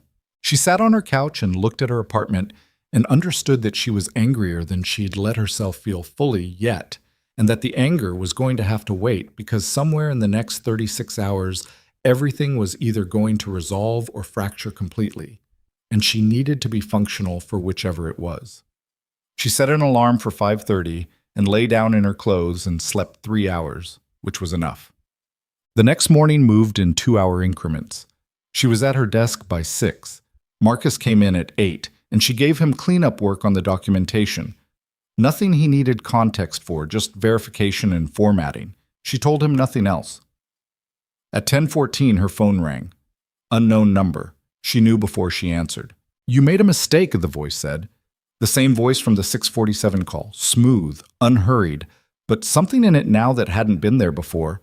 A tightness under the control, a man whose certainty had developed a hairline crack. "Good morning," she said. "You went to Frost directly. That was foolish." A pause. "He's not going to be able to help you on the timeline you think. The documentation you gave him requires verification that will take longer than—" "You're calling me," she said, "because something is happening faster than you expected. If you had control of the timeline, you wouldn't be calling." Silence. 3 seconds. 4. Ms. Mercer. The smoothness came back, but thinner now, like paint over something rough. "There is a version of this that ends well for you. You walk away from Moretti, you submit an amended professional statement indicating your audit conclusions were preliminary and require further review, and you have no further exposure to—" "I'm going to stop you there," she said. "My audit conclusions are not preliminary, and I don't amend my work to suit someone else's narrative. If you call me again, I'll add the recording of this conversation to the package that's currently in Daniel Frost's hands." She paused. "Goodbye." She hung up. Her hands were steady. She registered that with a kind of distant professional satisfaction, the specific solidity that came when you'd committed completely to a direction and the fear had burned off and left something cleaner behind. She called Luca. "They called me," she said when he answered. "Vanek's people. They're losing the timeline." "I know." His voice was different, tighter, faster. "Vincent located Gentry this morning." She stood up. "Is he alive?" "Yes. They had him in a house in Queens. Vincent's team moved 2 hours ago." A pause, and she heard something in the background. Movement, voices. "Gentry is talking. He's been talking since 6 this morning. Vincent has it on record. That record needs to go to Frost directly, not through intake." "I know. I need you to make that call." His voice was urgent but controlled. "Frost will take it from you, if it comes from my side. It looks like I'm managing the investigation." "Yes." She was already moving, picking up her jacket. "Send me everything Vincent has. Full recording, chain of custody documentation, anything Gentry said about the analyst by name." "Sending now." "Luca." She stopped. "Gentry is going to need protection, federal protection." "I know. You can't be the one to provide it." A pause. "I know. Frost can arrange it if I— Vivienne." His voice dropped, just slightly. "I know. Do what you need to do. I trust your judgment." The 3 words landed in the middle of everything else, the urgency and the fear and the fury she was still carrying, and sat there with a weight that was completely out of proportion to their size. She hung up and read Gentry's testimony on her phone while hailing a cab. It was worse than she'd expected, and it was exactly what Frost needed. She called Frost from the cab. He answered on the first ring. "I have Paul Gentry's recorded testimony," she said. "He names the analyst. He names the contact point inside the Vanek network. He describes the mechanism in detail." She paused. "He's alive and in a secure location. He's prepared to come in voluntarily." The silence on Frost's end had a quality she recognized, the sound of a decision that had already been made clicking into its final position. "Where is Ibata? I can get you a location in the next 30 minutes. But I need your word that intake goes directly to you. Nothing through standard processing." "You have it." "And Frost." She looked out the cab window at the city moving past. "The analyst. Handle it quietly. He's not the problem. He was a mechanism. The same as Gentry." "Understood." A pause. "Miss Mercer, this is—" He stopped, started again. "You did good work." "I know," she said. Not arrogance, just the clean statement of fact she had earned. "I'll send the location in 30 minutes." She hung up. She texted Vincent's number, Luca had sent it, and got the Queen's address in 40 seconds. She forwarded it to Frost with a 3-line message and sat back in the cab and watched the city and breathed. The cab driver had the radio on low. Traffic report. Normal Tuesday. The city had no idea. The next 12 hours moved the way crisis resolution always moved, in bursts and then in waiting, adrenaline, and then the particular exhaustion of sustained tension without physical release. Gentry went in at 2 in the afternoon, Frost's direct escort, no standard intake. The analyst was removed from the case by 4, quietly, reassigned, the action documented internally in language that didn't yet reach official record, but would. The Vanek network's contact inside the federal system was severed, a clean cut, the kind that didn't announce itself. Vivienne knew all of this because Frost called her twice, and because Claire Weston texted her updates in the precise, verb-less style Claire used for everything, and because the particular silence from the Vanek-associated number that had called her at 6:47 told its own story. She was at her desk at 8 in the evening, the office empty again, the Hendricks brief still open on her second screen as a reminder that the world outside this case continued to require her attention when her phone showed Luca's name. She looked at it. She let it ring 3 times. She answered. "It's moving the right direction," he said. "Yes. Frost is good." "Yes." She paused. "How's Vincent?" "Fine. He's dealt with worse than Queens on a Tuesday." Something in his voice, not lightness exactly, but the release valve of pressure, finding a small exit. "Vivienne, I want to—" "I know." She cut it off, not unkindly. "Not over the phone." "When?" It wasn't a question about logistics. She understood that. She sat at her desk with the city outside her window and the Hendricks brief on her screen and the last 6 weeks assembled behind her like a structure she'd built without a blueprint, and she said, "I don't know yet." "All right." "Luca." She pressed her hand flat on the desk. "What you told me this morning, the party, the corridor, engineering the circumstances." "Yes." "Did you know what would happen when you positioned yourself?" Her voice was careful. "Did you know it would become—" She stopped, chose the word. "This," a long pause, longer than his usual pauses, the controlled ones. "No," he said. "I knew I wanted to meet you. I knew the professional engagement was real and justified. I knew I had reasons for wanting you specifically on the audit." A pause. "I didn't know I'd be sitting in your kitchen at 7 in the morning feeling like I'd swallowed something I couldn't name." His voice was very quiet. "I didn't plan for that part." She sat with that. "I have to go," she said. "I know." She ended the call and sat in her empty office for a long time, and the city outside was doing what it always did. Indifferent, enormous, lit against the dark. And she was sitting inside it with the particular feeling of someone who has survived something and not yet decided what to do with the survival. Frost called at 9:47. "We have enough to open a formal investigation into the Vanek network," he said. "Independent of the Meridian Pacific case, Gentry's testimony is clean and corroborated by the financial documentation you provided." A pause. "The Meridian Pacific referral stands as submitted. The case is being reassigned and the previous framing is being reviewed." He paused again. "Your audit is the foundation." "I know it is.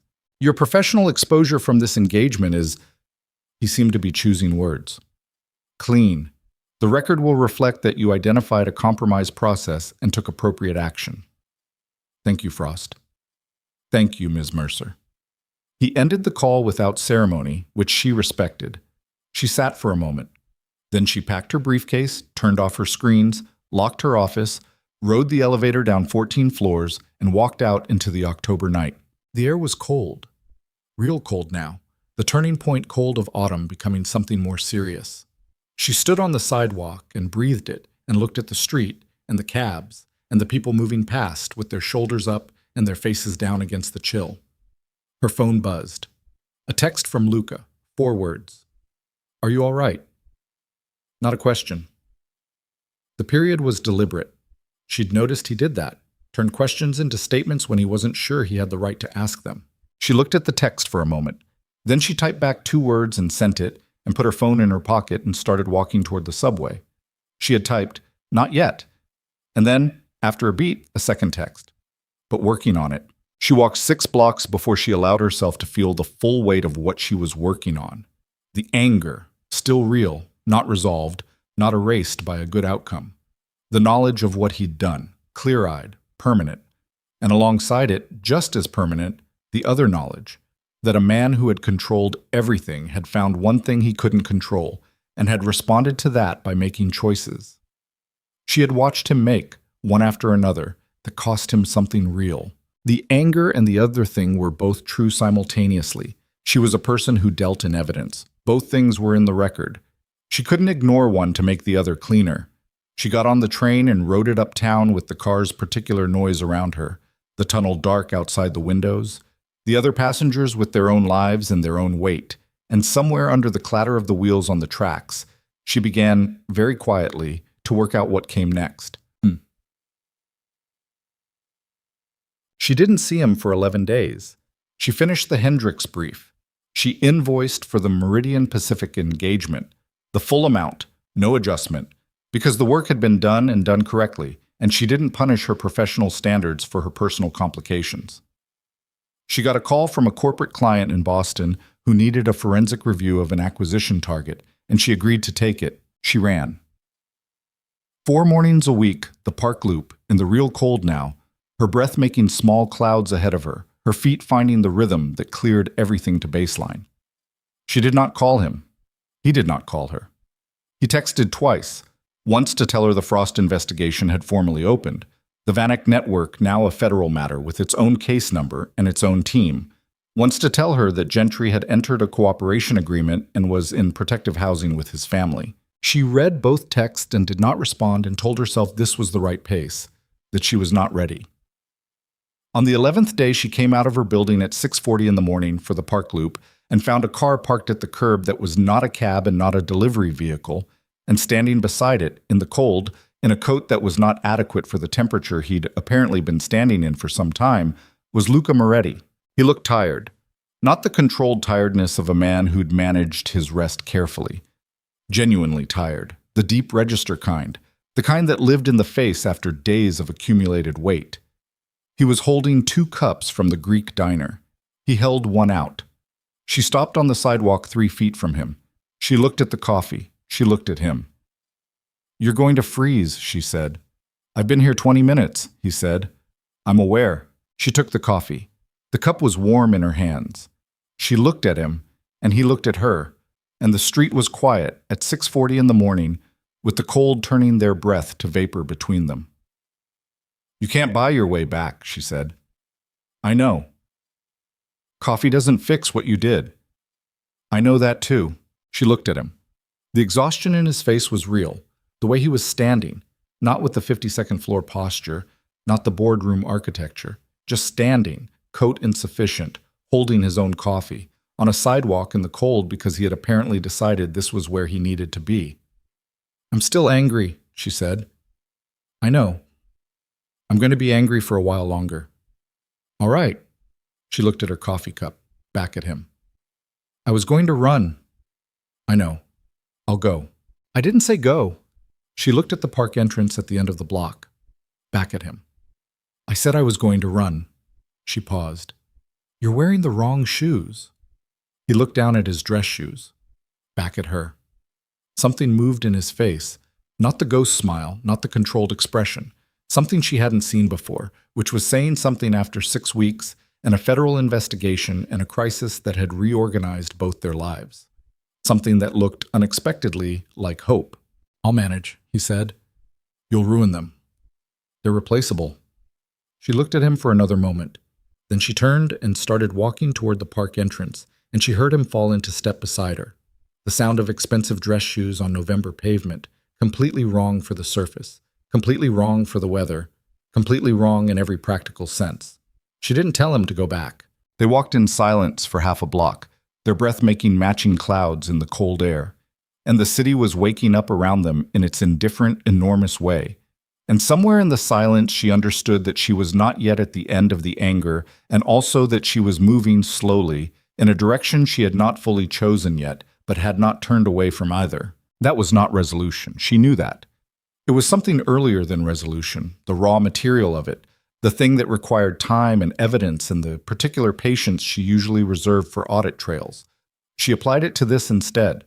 The park entrance came up on their left, and she went through it, and he went through it beside her, dress shoes on the path, coat not warm enough, saying, "Nothing for the first quarter mile." That was how she ran. No headphones, no conversation, just the sound of her feet and her breath, and the park in the early cold. The trees stripped to their functional selves, branches black against a sky that hadn't yet decided on a color. She had learned years ago that the first quarter mile was where the mind tried to keep talking, and that if you let it, you lost the thing running was actually for. So she had built the discipline of silence into the first stretch. You ran and you breathed and you let the morning be what it was. Luca kept up. She'd half expected him not to. Dress shoes on park path, no preparation, the physical equivalent of arriving to a deposition without documents. But he found her pace within the first 100 yards and held it, his breathing adjusting. And she heard him behind her left shoulder the way you heard something you didn't want to look at directly because looking would require deciding what you thought about it. At the quarter mile, she let herself speak. You should have called first. You wouldn't have answered. She didn't contradict that because it was probably true. She kept running. What do you want to say that you couldn't say in a text? Everything. A beat. Nothing that fits in a text. Try. He was quiet for a moment. The path curved and she leaned into it, and he did the same, and their footsteps made an uneven rhythm, his dress shoes a different sound against the pavement than her running shoes, the particular absurdity of it striking her again and then releasing. I want to tell you that the reason I did it, engineering the circumstances, was real, he said. His breath was even but costing him something. Not an excuse, a reason. There's a difference. I know the difference. The reason was that I had watched you work from a distance for 2 years. The Callaway audit, the Reinhold case, 3 separate depositions that I had professional interest in tracking. And I understood that you were someone who built things that held, who didn't cut corners when corners would have been easier. He paused. I had a problem that required that. I also... a beat. I had been alone in a specific way for a very long time, and I recognized something in your work that I recognized in myself. And I wanted to meet you. Both of those things were true at the same time. She ran for a moment without responding. The wanting to meet me part. That's the part that wasn't clean. Yes. Because you could have contacted me professionally, a direct referral, standard intake. Yes. And you chose not to because you weren't sure I'd take the engagement if it came directly from you. A longer pause. Yes. So the arrangement of circumstances was about removing the risk that I'd say no. He didn't answer. That was its own answer. She ran.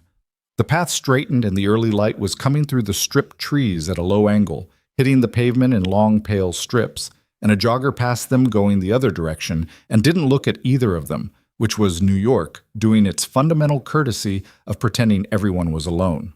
The thing about taking away someone's choice, she said, and her breath was even, the run at her natural pace now, the place where she could talk without losing the rhythm. It's not always about the outcome. Sometimes the outcome would have been the same. I might have taken the engagement through standard intake. I might have ended up in the same place. She paused. But I would have gotten there as myself, making my own assessment, my own call. She looked ahead at the path. What you did was decide that your judgment about what was good for me was more important than my ability to choose it. Silence. The dress shoes on the path. That's the thing I can't walk past easily, she said. Not the manipulation in a scheming sense, the assumption underneath it. I know. His voice was quiet, running quiet, the particular register of words delivered without excess breath. I knew it when I did it. I did it anyway because I hadn't wanted something in a long time, Vivienne. I had forgotten what it felt like to want something I couldn't simply acquire or arrange or negotiate. And when I felt it, I handled it the only way I knew how. She let that sit for 30 yards. 40. That's the most honest thing you've said to me, she said. I've tried to be honest with you. You've tried to be honest about the things that were safe to be honest about. She wasn't unkind about it, just precise. That was the first honest thing about the unsafe part. They ran. The park opened up into a wider section, the reservoir to the left, the water flat and gray, and very still in the morning cold. She slowed slightly without deciding to, and he matched it. The audit is over, she said. Frost has what he needs. Gentry is in protection. The Vanek investigation is federal, which means it's out of both our hands in the way things are out of your hands when they become federal. She paused. The professional relationship between us is closed. Yes. So what you're asking for, showing up on my sidewalk at 6:40 in the morning, that's not professional. No. It's personal. Yes. She stopped running. It was abrupt enough that he went 2 steps past her before he stopped, turned, stood facing her on the reservoir path with his inadequate coat and his ruined shoes and his honest face in the early light. And she stood looking at him with her hands loose at her sides and her breath making small clouds between them. "I'm still angry," she said. "I told you that this morning, and it's still true." "I know. And I don't have a version of this where what you did becomes all right. It doesn't become all right. It's a thing that happened, and it has a shape, and that shape doesn't disappear. I'm not asking you to make it disappear." "What are you asking?" He looked at her. The controlled face was gone. She couldn't find it anywhere. What was there instead was the face from the music room, the face from her kitchen at 7 in the morning, the face that had been telling the truth about things since before she'd known what to do with it. "I'm asking for the chance to be someone you chose, knowing everything. Not because I arranged the circumstances, but because you decided." He held her gaze. "The circumstances now are exactly what they are. I'm standing in front of you in the wrong shoes and the wrong coat, having told you everything true. I know how to tell you. That's not arrangement. That's just—" He stopped. "This." She looked at him. The reservoir was gray and still to their left, and the trees were black and stripped, and the city was waking up somewhere beyond the park's edges. And she was standing on a running path in November having a conversation that had no audit trail, no evidence package, no methodology to tell her the right conclusion. She had only what she could see, which was a man who was tired and cold and standing in the wrong shoes and not performing any of it. "I need more time," she said. "All right. Not an answer, just time. I understand the difference." She looked at him for another moment. Then she turned and started running again, and she heard him fall back into step, and they ran the rest of the loop without talking. And when they came back to the park entrance and the street beyond it, and her building's door visible 40 yards away, she stopped. "Go get proper shoes," she said. He looked down at the wreckage of his dress shoes. Something moved at the corner of his mouth. "Yes. And a coat that's actually rated for this weather. I have one." "Wear it." She paused. "I'll call you when I'm ready." He nodded. That was all. One nod, no push, no negotiation. He accepted the terms because they were her terms, and she'd stated them freely, and he understood by now, at whatever cost it had taken him to understand it, that her terms were the only terms that mattered. She went into her building. She didn't watch him go. But she stood in the elevator and felt the cold she'd carried in from outside and thought about the wrong shoes on the reservoir path and the particular dignity of a man who had stopped trying to arrange anything and had just shown up as what he was. She went upstairs and showered and made coffee and went to work. 3 weeks. That was what it took. Not because she was testing him, not as a deliberate exercise in making him wait. That wasn't who she was. It was simply the honest duration of what she needed to work through, the real time required to sit with the anger until it changed shape, to examine the thing underneath it without flinching, to arrive at what she actually thought rather than what she was supposed to think. She worked. Boston client, forensic review of the acquisition target, clean work that required full attention, and got it. She ran every morning. She had dinner with Darcy twice, said nothing about any of it, listened to Darcy talk about the wedding planning with the particular radiant energy of someone whose future was assembling itself exactly as desired. She thought about the future, what it looked like, whether the version of it she'd been building, the 14th floor, the Greek diner coffee, the apartment with the lucky plant, the clean, satisfying work of following evidence to the truth, whether that version was complete as it stood or whether it had been all along missing a dimension she hadn't let herself need. She thought about what it meant to trust someone who had already shown you the precise manner in which they would fail you. Whether the showing was itself a kind of information, whether a person who had spent years controlling everything and had responded to the experience of wanting something they couldn't control by doing something wrong was the same as a person who would always do that, or whether it was a person in the process of learning something very difficult. She had built her career on not confusing what she wanted to find with what the evidence actually showed. She applied that here. The evidence was this. He had told her the truth when he could have continued to conceal it. He had drawn a line to protect her professional exposure when drawing no line would have benefited him.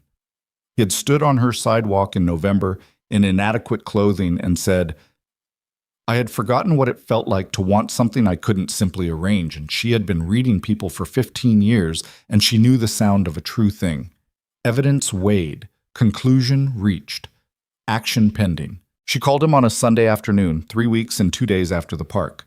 He answered on the second ring. "Vivienne, I've been thinking about what you said," she said. "On the path." "Yes." "That you wanted the chance to be someone I chose, knowing everything." "Yes, I know everything." She paused. "That part is true. The question was whether what I know adds up to something I'm willing to move toward." She looked at the window, the Sunday afternoon light, the plant on the sill that had made it to November through pure unreasonable persistence. "It does. It adds up to that. I'm not saying it's simple, and I'm not saying the shape of what happened disappears. I'm saying I'm willing to move toward it anyway." Silence. Not the controlled kind, the other kind. "Vivienne," he said, and something in the way he said it, not relief, not victory, something quieter and more costly than both, made her close her eyes for a second. "Don't make it into more than it is yet," she said. "It's a beginning, that's all." "That's enough." "It's going to require—" She paused. "Things I'm going to need from you that you've never been asked for. Transparency. Not strategic transparency, the kind that costs you something." "I know. And the other side of your life. The part that isn't Meridian Pacific and legitimate investment portfolios. At some point, that becomes something we have to talk about honestly." A pause. Longer. "Yes. Not today," she said. "But at some point." "At some point," he agreed. "On your timeline." "Our timeline," she said. "When it's time." She heard him breathe on the other end of the phone. Just breathe. In, out, the ordinary sound of a person who was present. "All right," he said. "I'll see you this week," she said. "We'll have dinner." "Yes. Somewhere I choose. Of course." She almost smiled. "Good night, Luca." "Good night, Vivienne." She hung up and sat in her Sunday apartment and looked at the November light and let the beginning be exactly what it was. Small, fragile, costly, and real. The gallery opening was Darcy's idea, which meant it happened with the particular unstoppable momentum of things Darcy decided. The first Friday of December, a gallery in Chelsea that a friend of Preston's owned or co-owned or had invested in, the distinction lost somewhere in the social constellation of the Whitmore world. Vivienne went because Darcy asked and because she had spent enough of her life finding reasons to stand at the edge of things that weren't wrong to be part of. She went with Luca. That was new. 3 weeks of dinners and 2 afternoons in the park, and 1 evening at his apartment where he'd actually cooked, which had surprised her, and she'd told him so, and he'd said my mother insisted on that too, same flat delivery as the piano comment, and she'd felt the smile come up before she could decide about it. 3 weeks of learning the ordinary texture of a person outside of crisis, the way a face looked when nothing was at stake, the particular quality of a man at rest. She had not yet seen the other side of his life up close. He had not offered, and she had not asked, and they had, by unspoken agreement, allowed this 3 weeks to be what it was. A controlled experiment in ordinary, in the possible, in what it looked like when 2 people chose each other in daylight rather than emergency. At the gallery, he held her coat. She noted this as data, not performance, the automatic action of someone to whom it was instinctive, a thing so practiced it had become nature. She noted what it did and did not tell her about him and filed it in the growing archive. The gallery was the kind of Chelsea space that had once been industrial and had been converted with enough money to honor the bones while changing everything else. High ceilings, raw concrete softened by careful lighting, art on walls that had probably once held machinery. Darcy was everywhere, radiant in green, Preston 2 steps behind her doing the supportive presence thing that Vivienne had recalibrated her opinion of over the last 2 months, understanding it now as genuine rather than performed. She and Luca moved through the rooms. They talked to people, separately, together, the natural traffic of a gallery opening where conversation formed and dissolved without weight. He was good in this context, she'd learned. Not the boardroom version or the underworld version, but a third thing, quieter and more observant. Someone who listened more than he spoke and asked questions that were real questions. She watched him across a room talking to an artist whose work she'd been looking at, a photographer, young, visibly nervous in the way emerging artists were nervous at their own openings. And she watched Luca say something that made the photographer's shoulders drop, the defensive posture releasing, the nervousness converting into the easier energy of someone who'd been seen rather than assessed. Whatever Luca had said was real, she could tell from the distance. She went back to looking at the photographs. The exhibition was organized around the theme of accidental moments. The photographer's stated interest in the images that happened between the intended ones, the frames that existed because the camera was already up, when something unplanned occurred. Most of them were street photography, New York and elsewhere, the candid capture of people in the spaces between their public performances. She was looking at a photograph of two strangers on a subway platform, caught mid-collision, both of them in the process of reacting to impact, faces not yet assembled into the apologetic social expression that would follow. Raw reaction, pure and unguarded, when Darcy appeared at her shoulder. "There's one you need to see," Darcy said. Her voice had something in it that Vivienne couldn't read immediately. "Back room. Come." She followed Darcy through the gallery to a smaller room at the back, lower ceilings, more intimate. 4 large photographs, each 3 feet across. The third one stopped her. It was in black and white, high contrast, the aesthetic of a skilled photographer who understood how light made architecture of ordinary spaces. The location was immediately recognizable. The corridor at the Whitmore estate, the long hallway with the portraits and the particular angle of the event lighting cutting across the marble floor. 2 figures in the frame. A woman in a champagne-stained dress, caught in the exact moment of stepping back from a collision, her chin slightly up, her expression caught between surprise and the beginning of composure. A man beside her, taller, one hand still extended from the reflexive steadying gesture of an instant before, his face turned toward her at an angle that showed his profile clearly. The moment when champagne had spilled. The exact moment when neither of them had yet decided what the moment would be. Vivienne stood looking at it for a long time. Darcy said quietly, "Preston knew the photographer had been hired for the event. I asked if there was anything from the corridor. I thought—" She paused. "I just thought you should see it." The caption card on the wall beside the photograph read, in the spare gallery font, "The beginning." She stood there. The photograph was precise in a way that felt unfair, the way it had caught both of them in their raw state, before the armor went back up, before either of them had made any choice about the other. Just 2 people in a corridor, collision just occurred, looking at each other with no idea yet what they were looking at. She heard him behind her before he spoke. The particular quality of his presence in a room, the thing she'd learned to recognize. He stood beside her and looked at the photograph. She could hear him breathing, slow, even. She kept her eyes on the photograph. "We look surprised," she said. "We were." "You positioned yourself," she said. "In the corridor, you knew I'd come that direction." "Yes, but not—" She looked at it. The expression on his face in the photograph, the man who had engineered the encounter, caught in the millisecond after the champagne spilled when control had briefly failed and something unplanned had appeared on his face. "You didn't plan that." "No." His voice was very quiet. "That part I didn't plan." She looked at what was on his face in the photograph.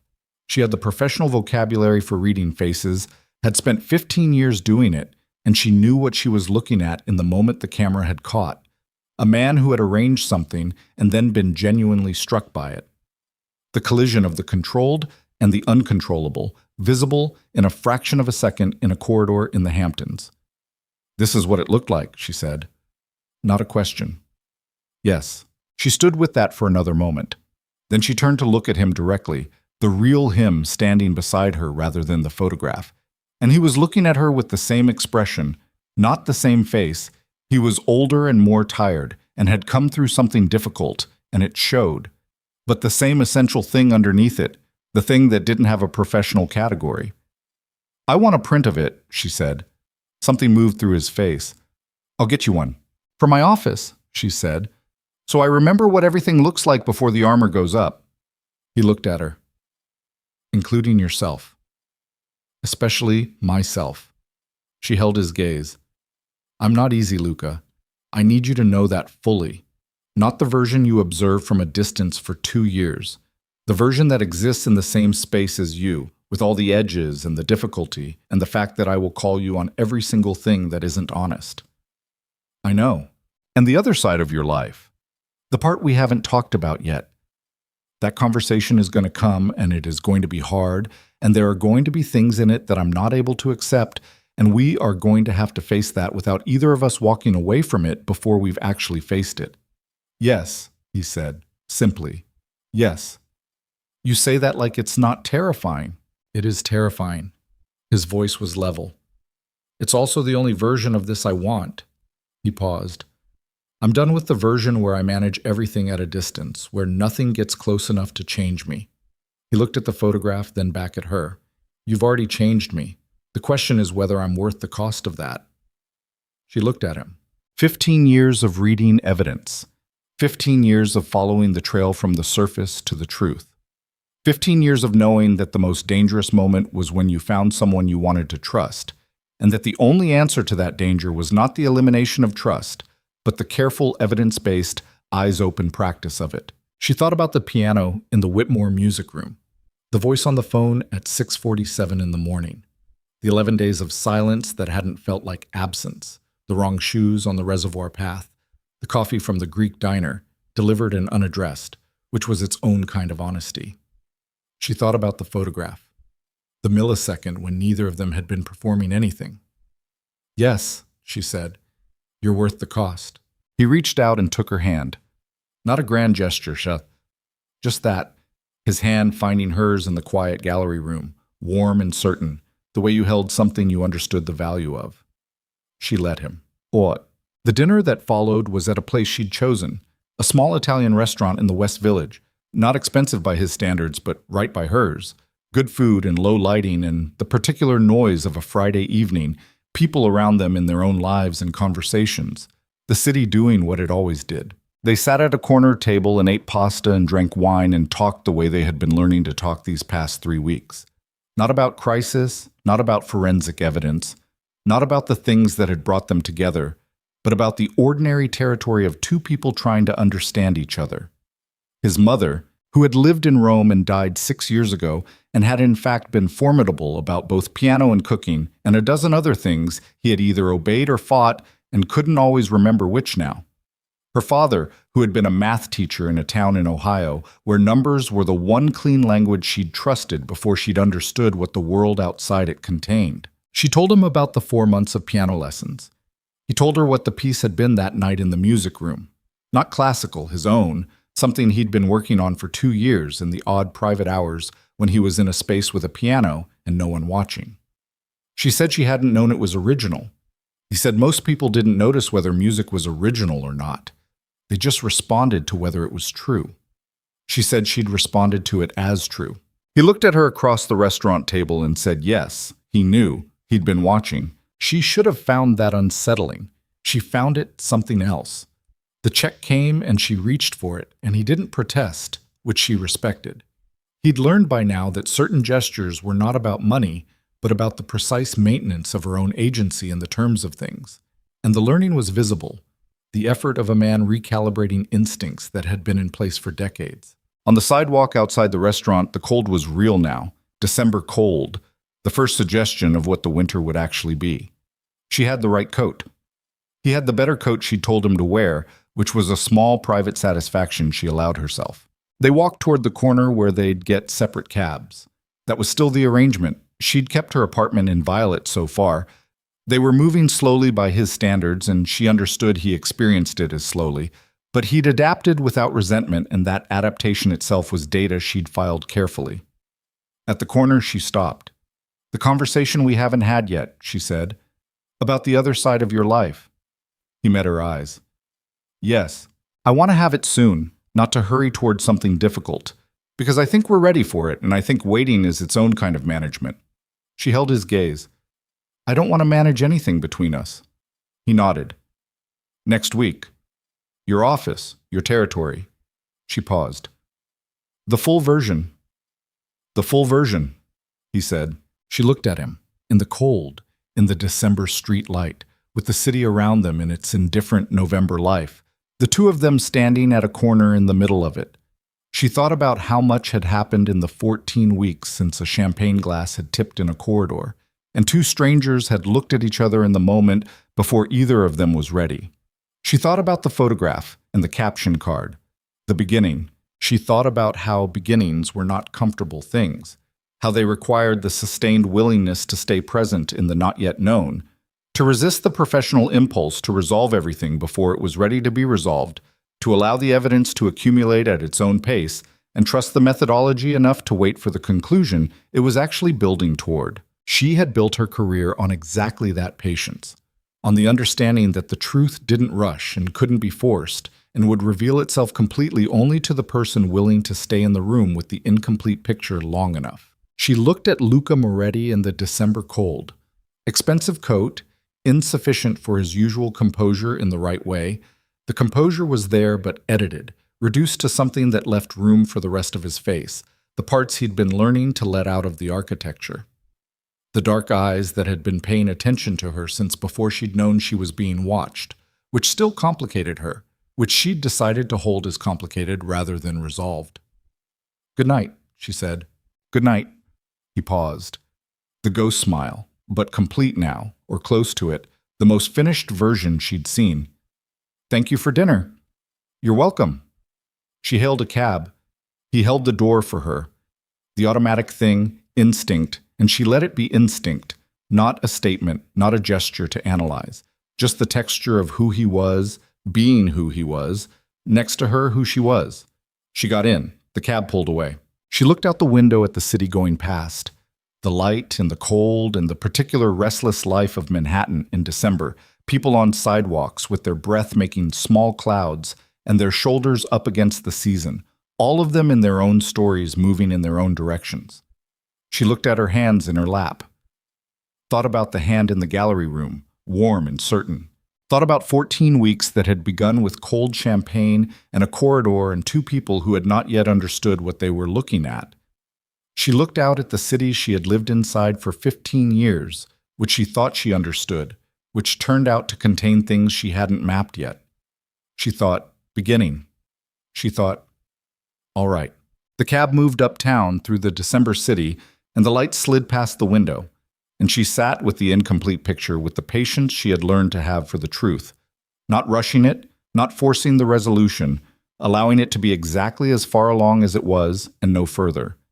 Knowing that the conclusion was there somewhere in the accumulating evidence, that it would show itself fully when it was ready, that the methodology she'd spent 15 years building was good enough to trust. She had crossed a line she couldn't uncross. She had done it with her eyes open. That was enough, for now. That was the whole of what a beginning needed to be. The cab turned onto her street and pulled up to her building, and she paid and stepped out into the cold and looked up at the sky above the buildings. The particular city sky, never dark, always that amber gray of ambient light and density. The stars invisible, but there somewhere above it. She went inside. She went upstairs. She made tea instead of coffee, which was the late evening version of herself. And she sat at her kitchen table and looked at the plant on the windowsill that had made it to December through nothing but stubbornness and the refusal to accept that it should have died 3 times over by now. She looked at it for a while. Then she took out her phone and texted him 2 words. "Next week." The reply came in 40 seconds. 1 word. "Ready." She put the phone down. She drank her tea. She looked at the city outside her window and the plant on the sill and the kitchen that was her ordinary life, which had changed shape in 14 weeks in ways she hadn't chosen, and had chosen and could not entirely separate. And she understood that this was what it looked like. Not the clean resolution, not the perfectly closed case, not the evidence package with every thread tied off. This was the other kind of truth.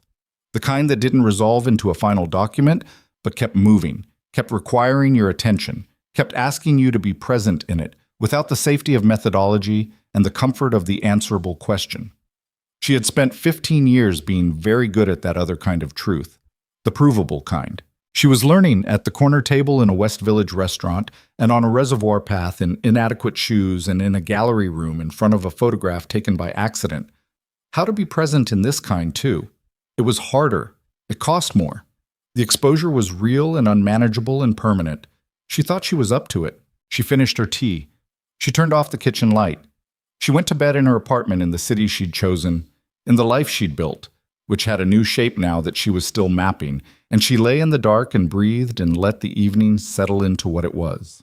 Somewhere on the other side of Manhattan, in a corner office on the 52nd floor, or wherever he actually rested when the day was done, a man who had controlled everything was learning to hold something he couldn't control. She thought about that. She let it be the last thought. She slept.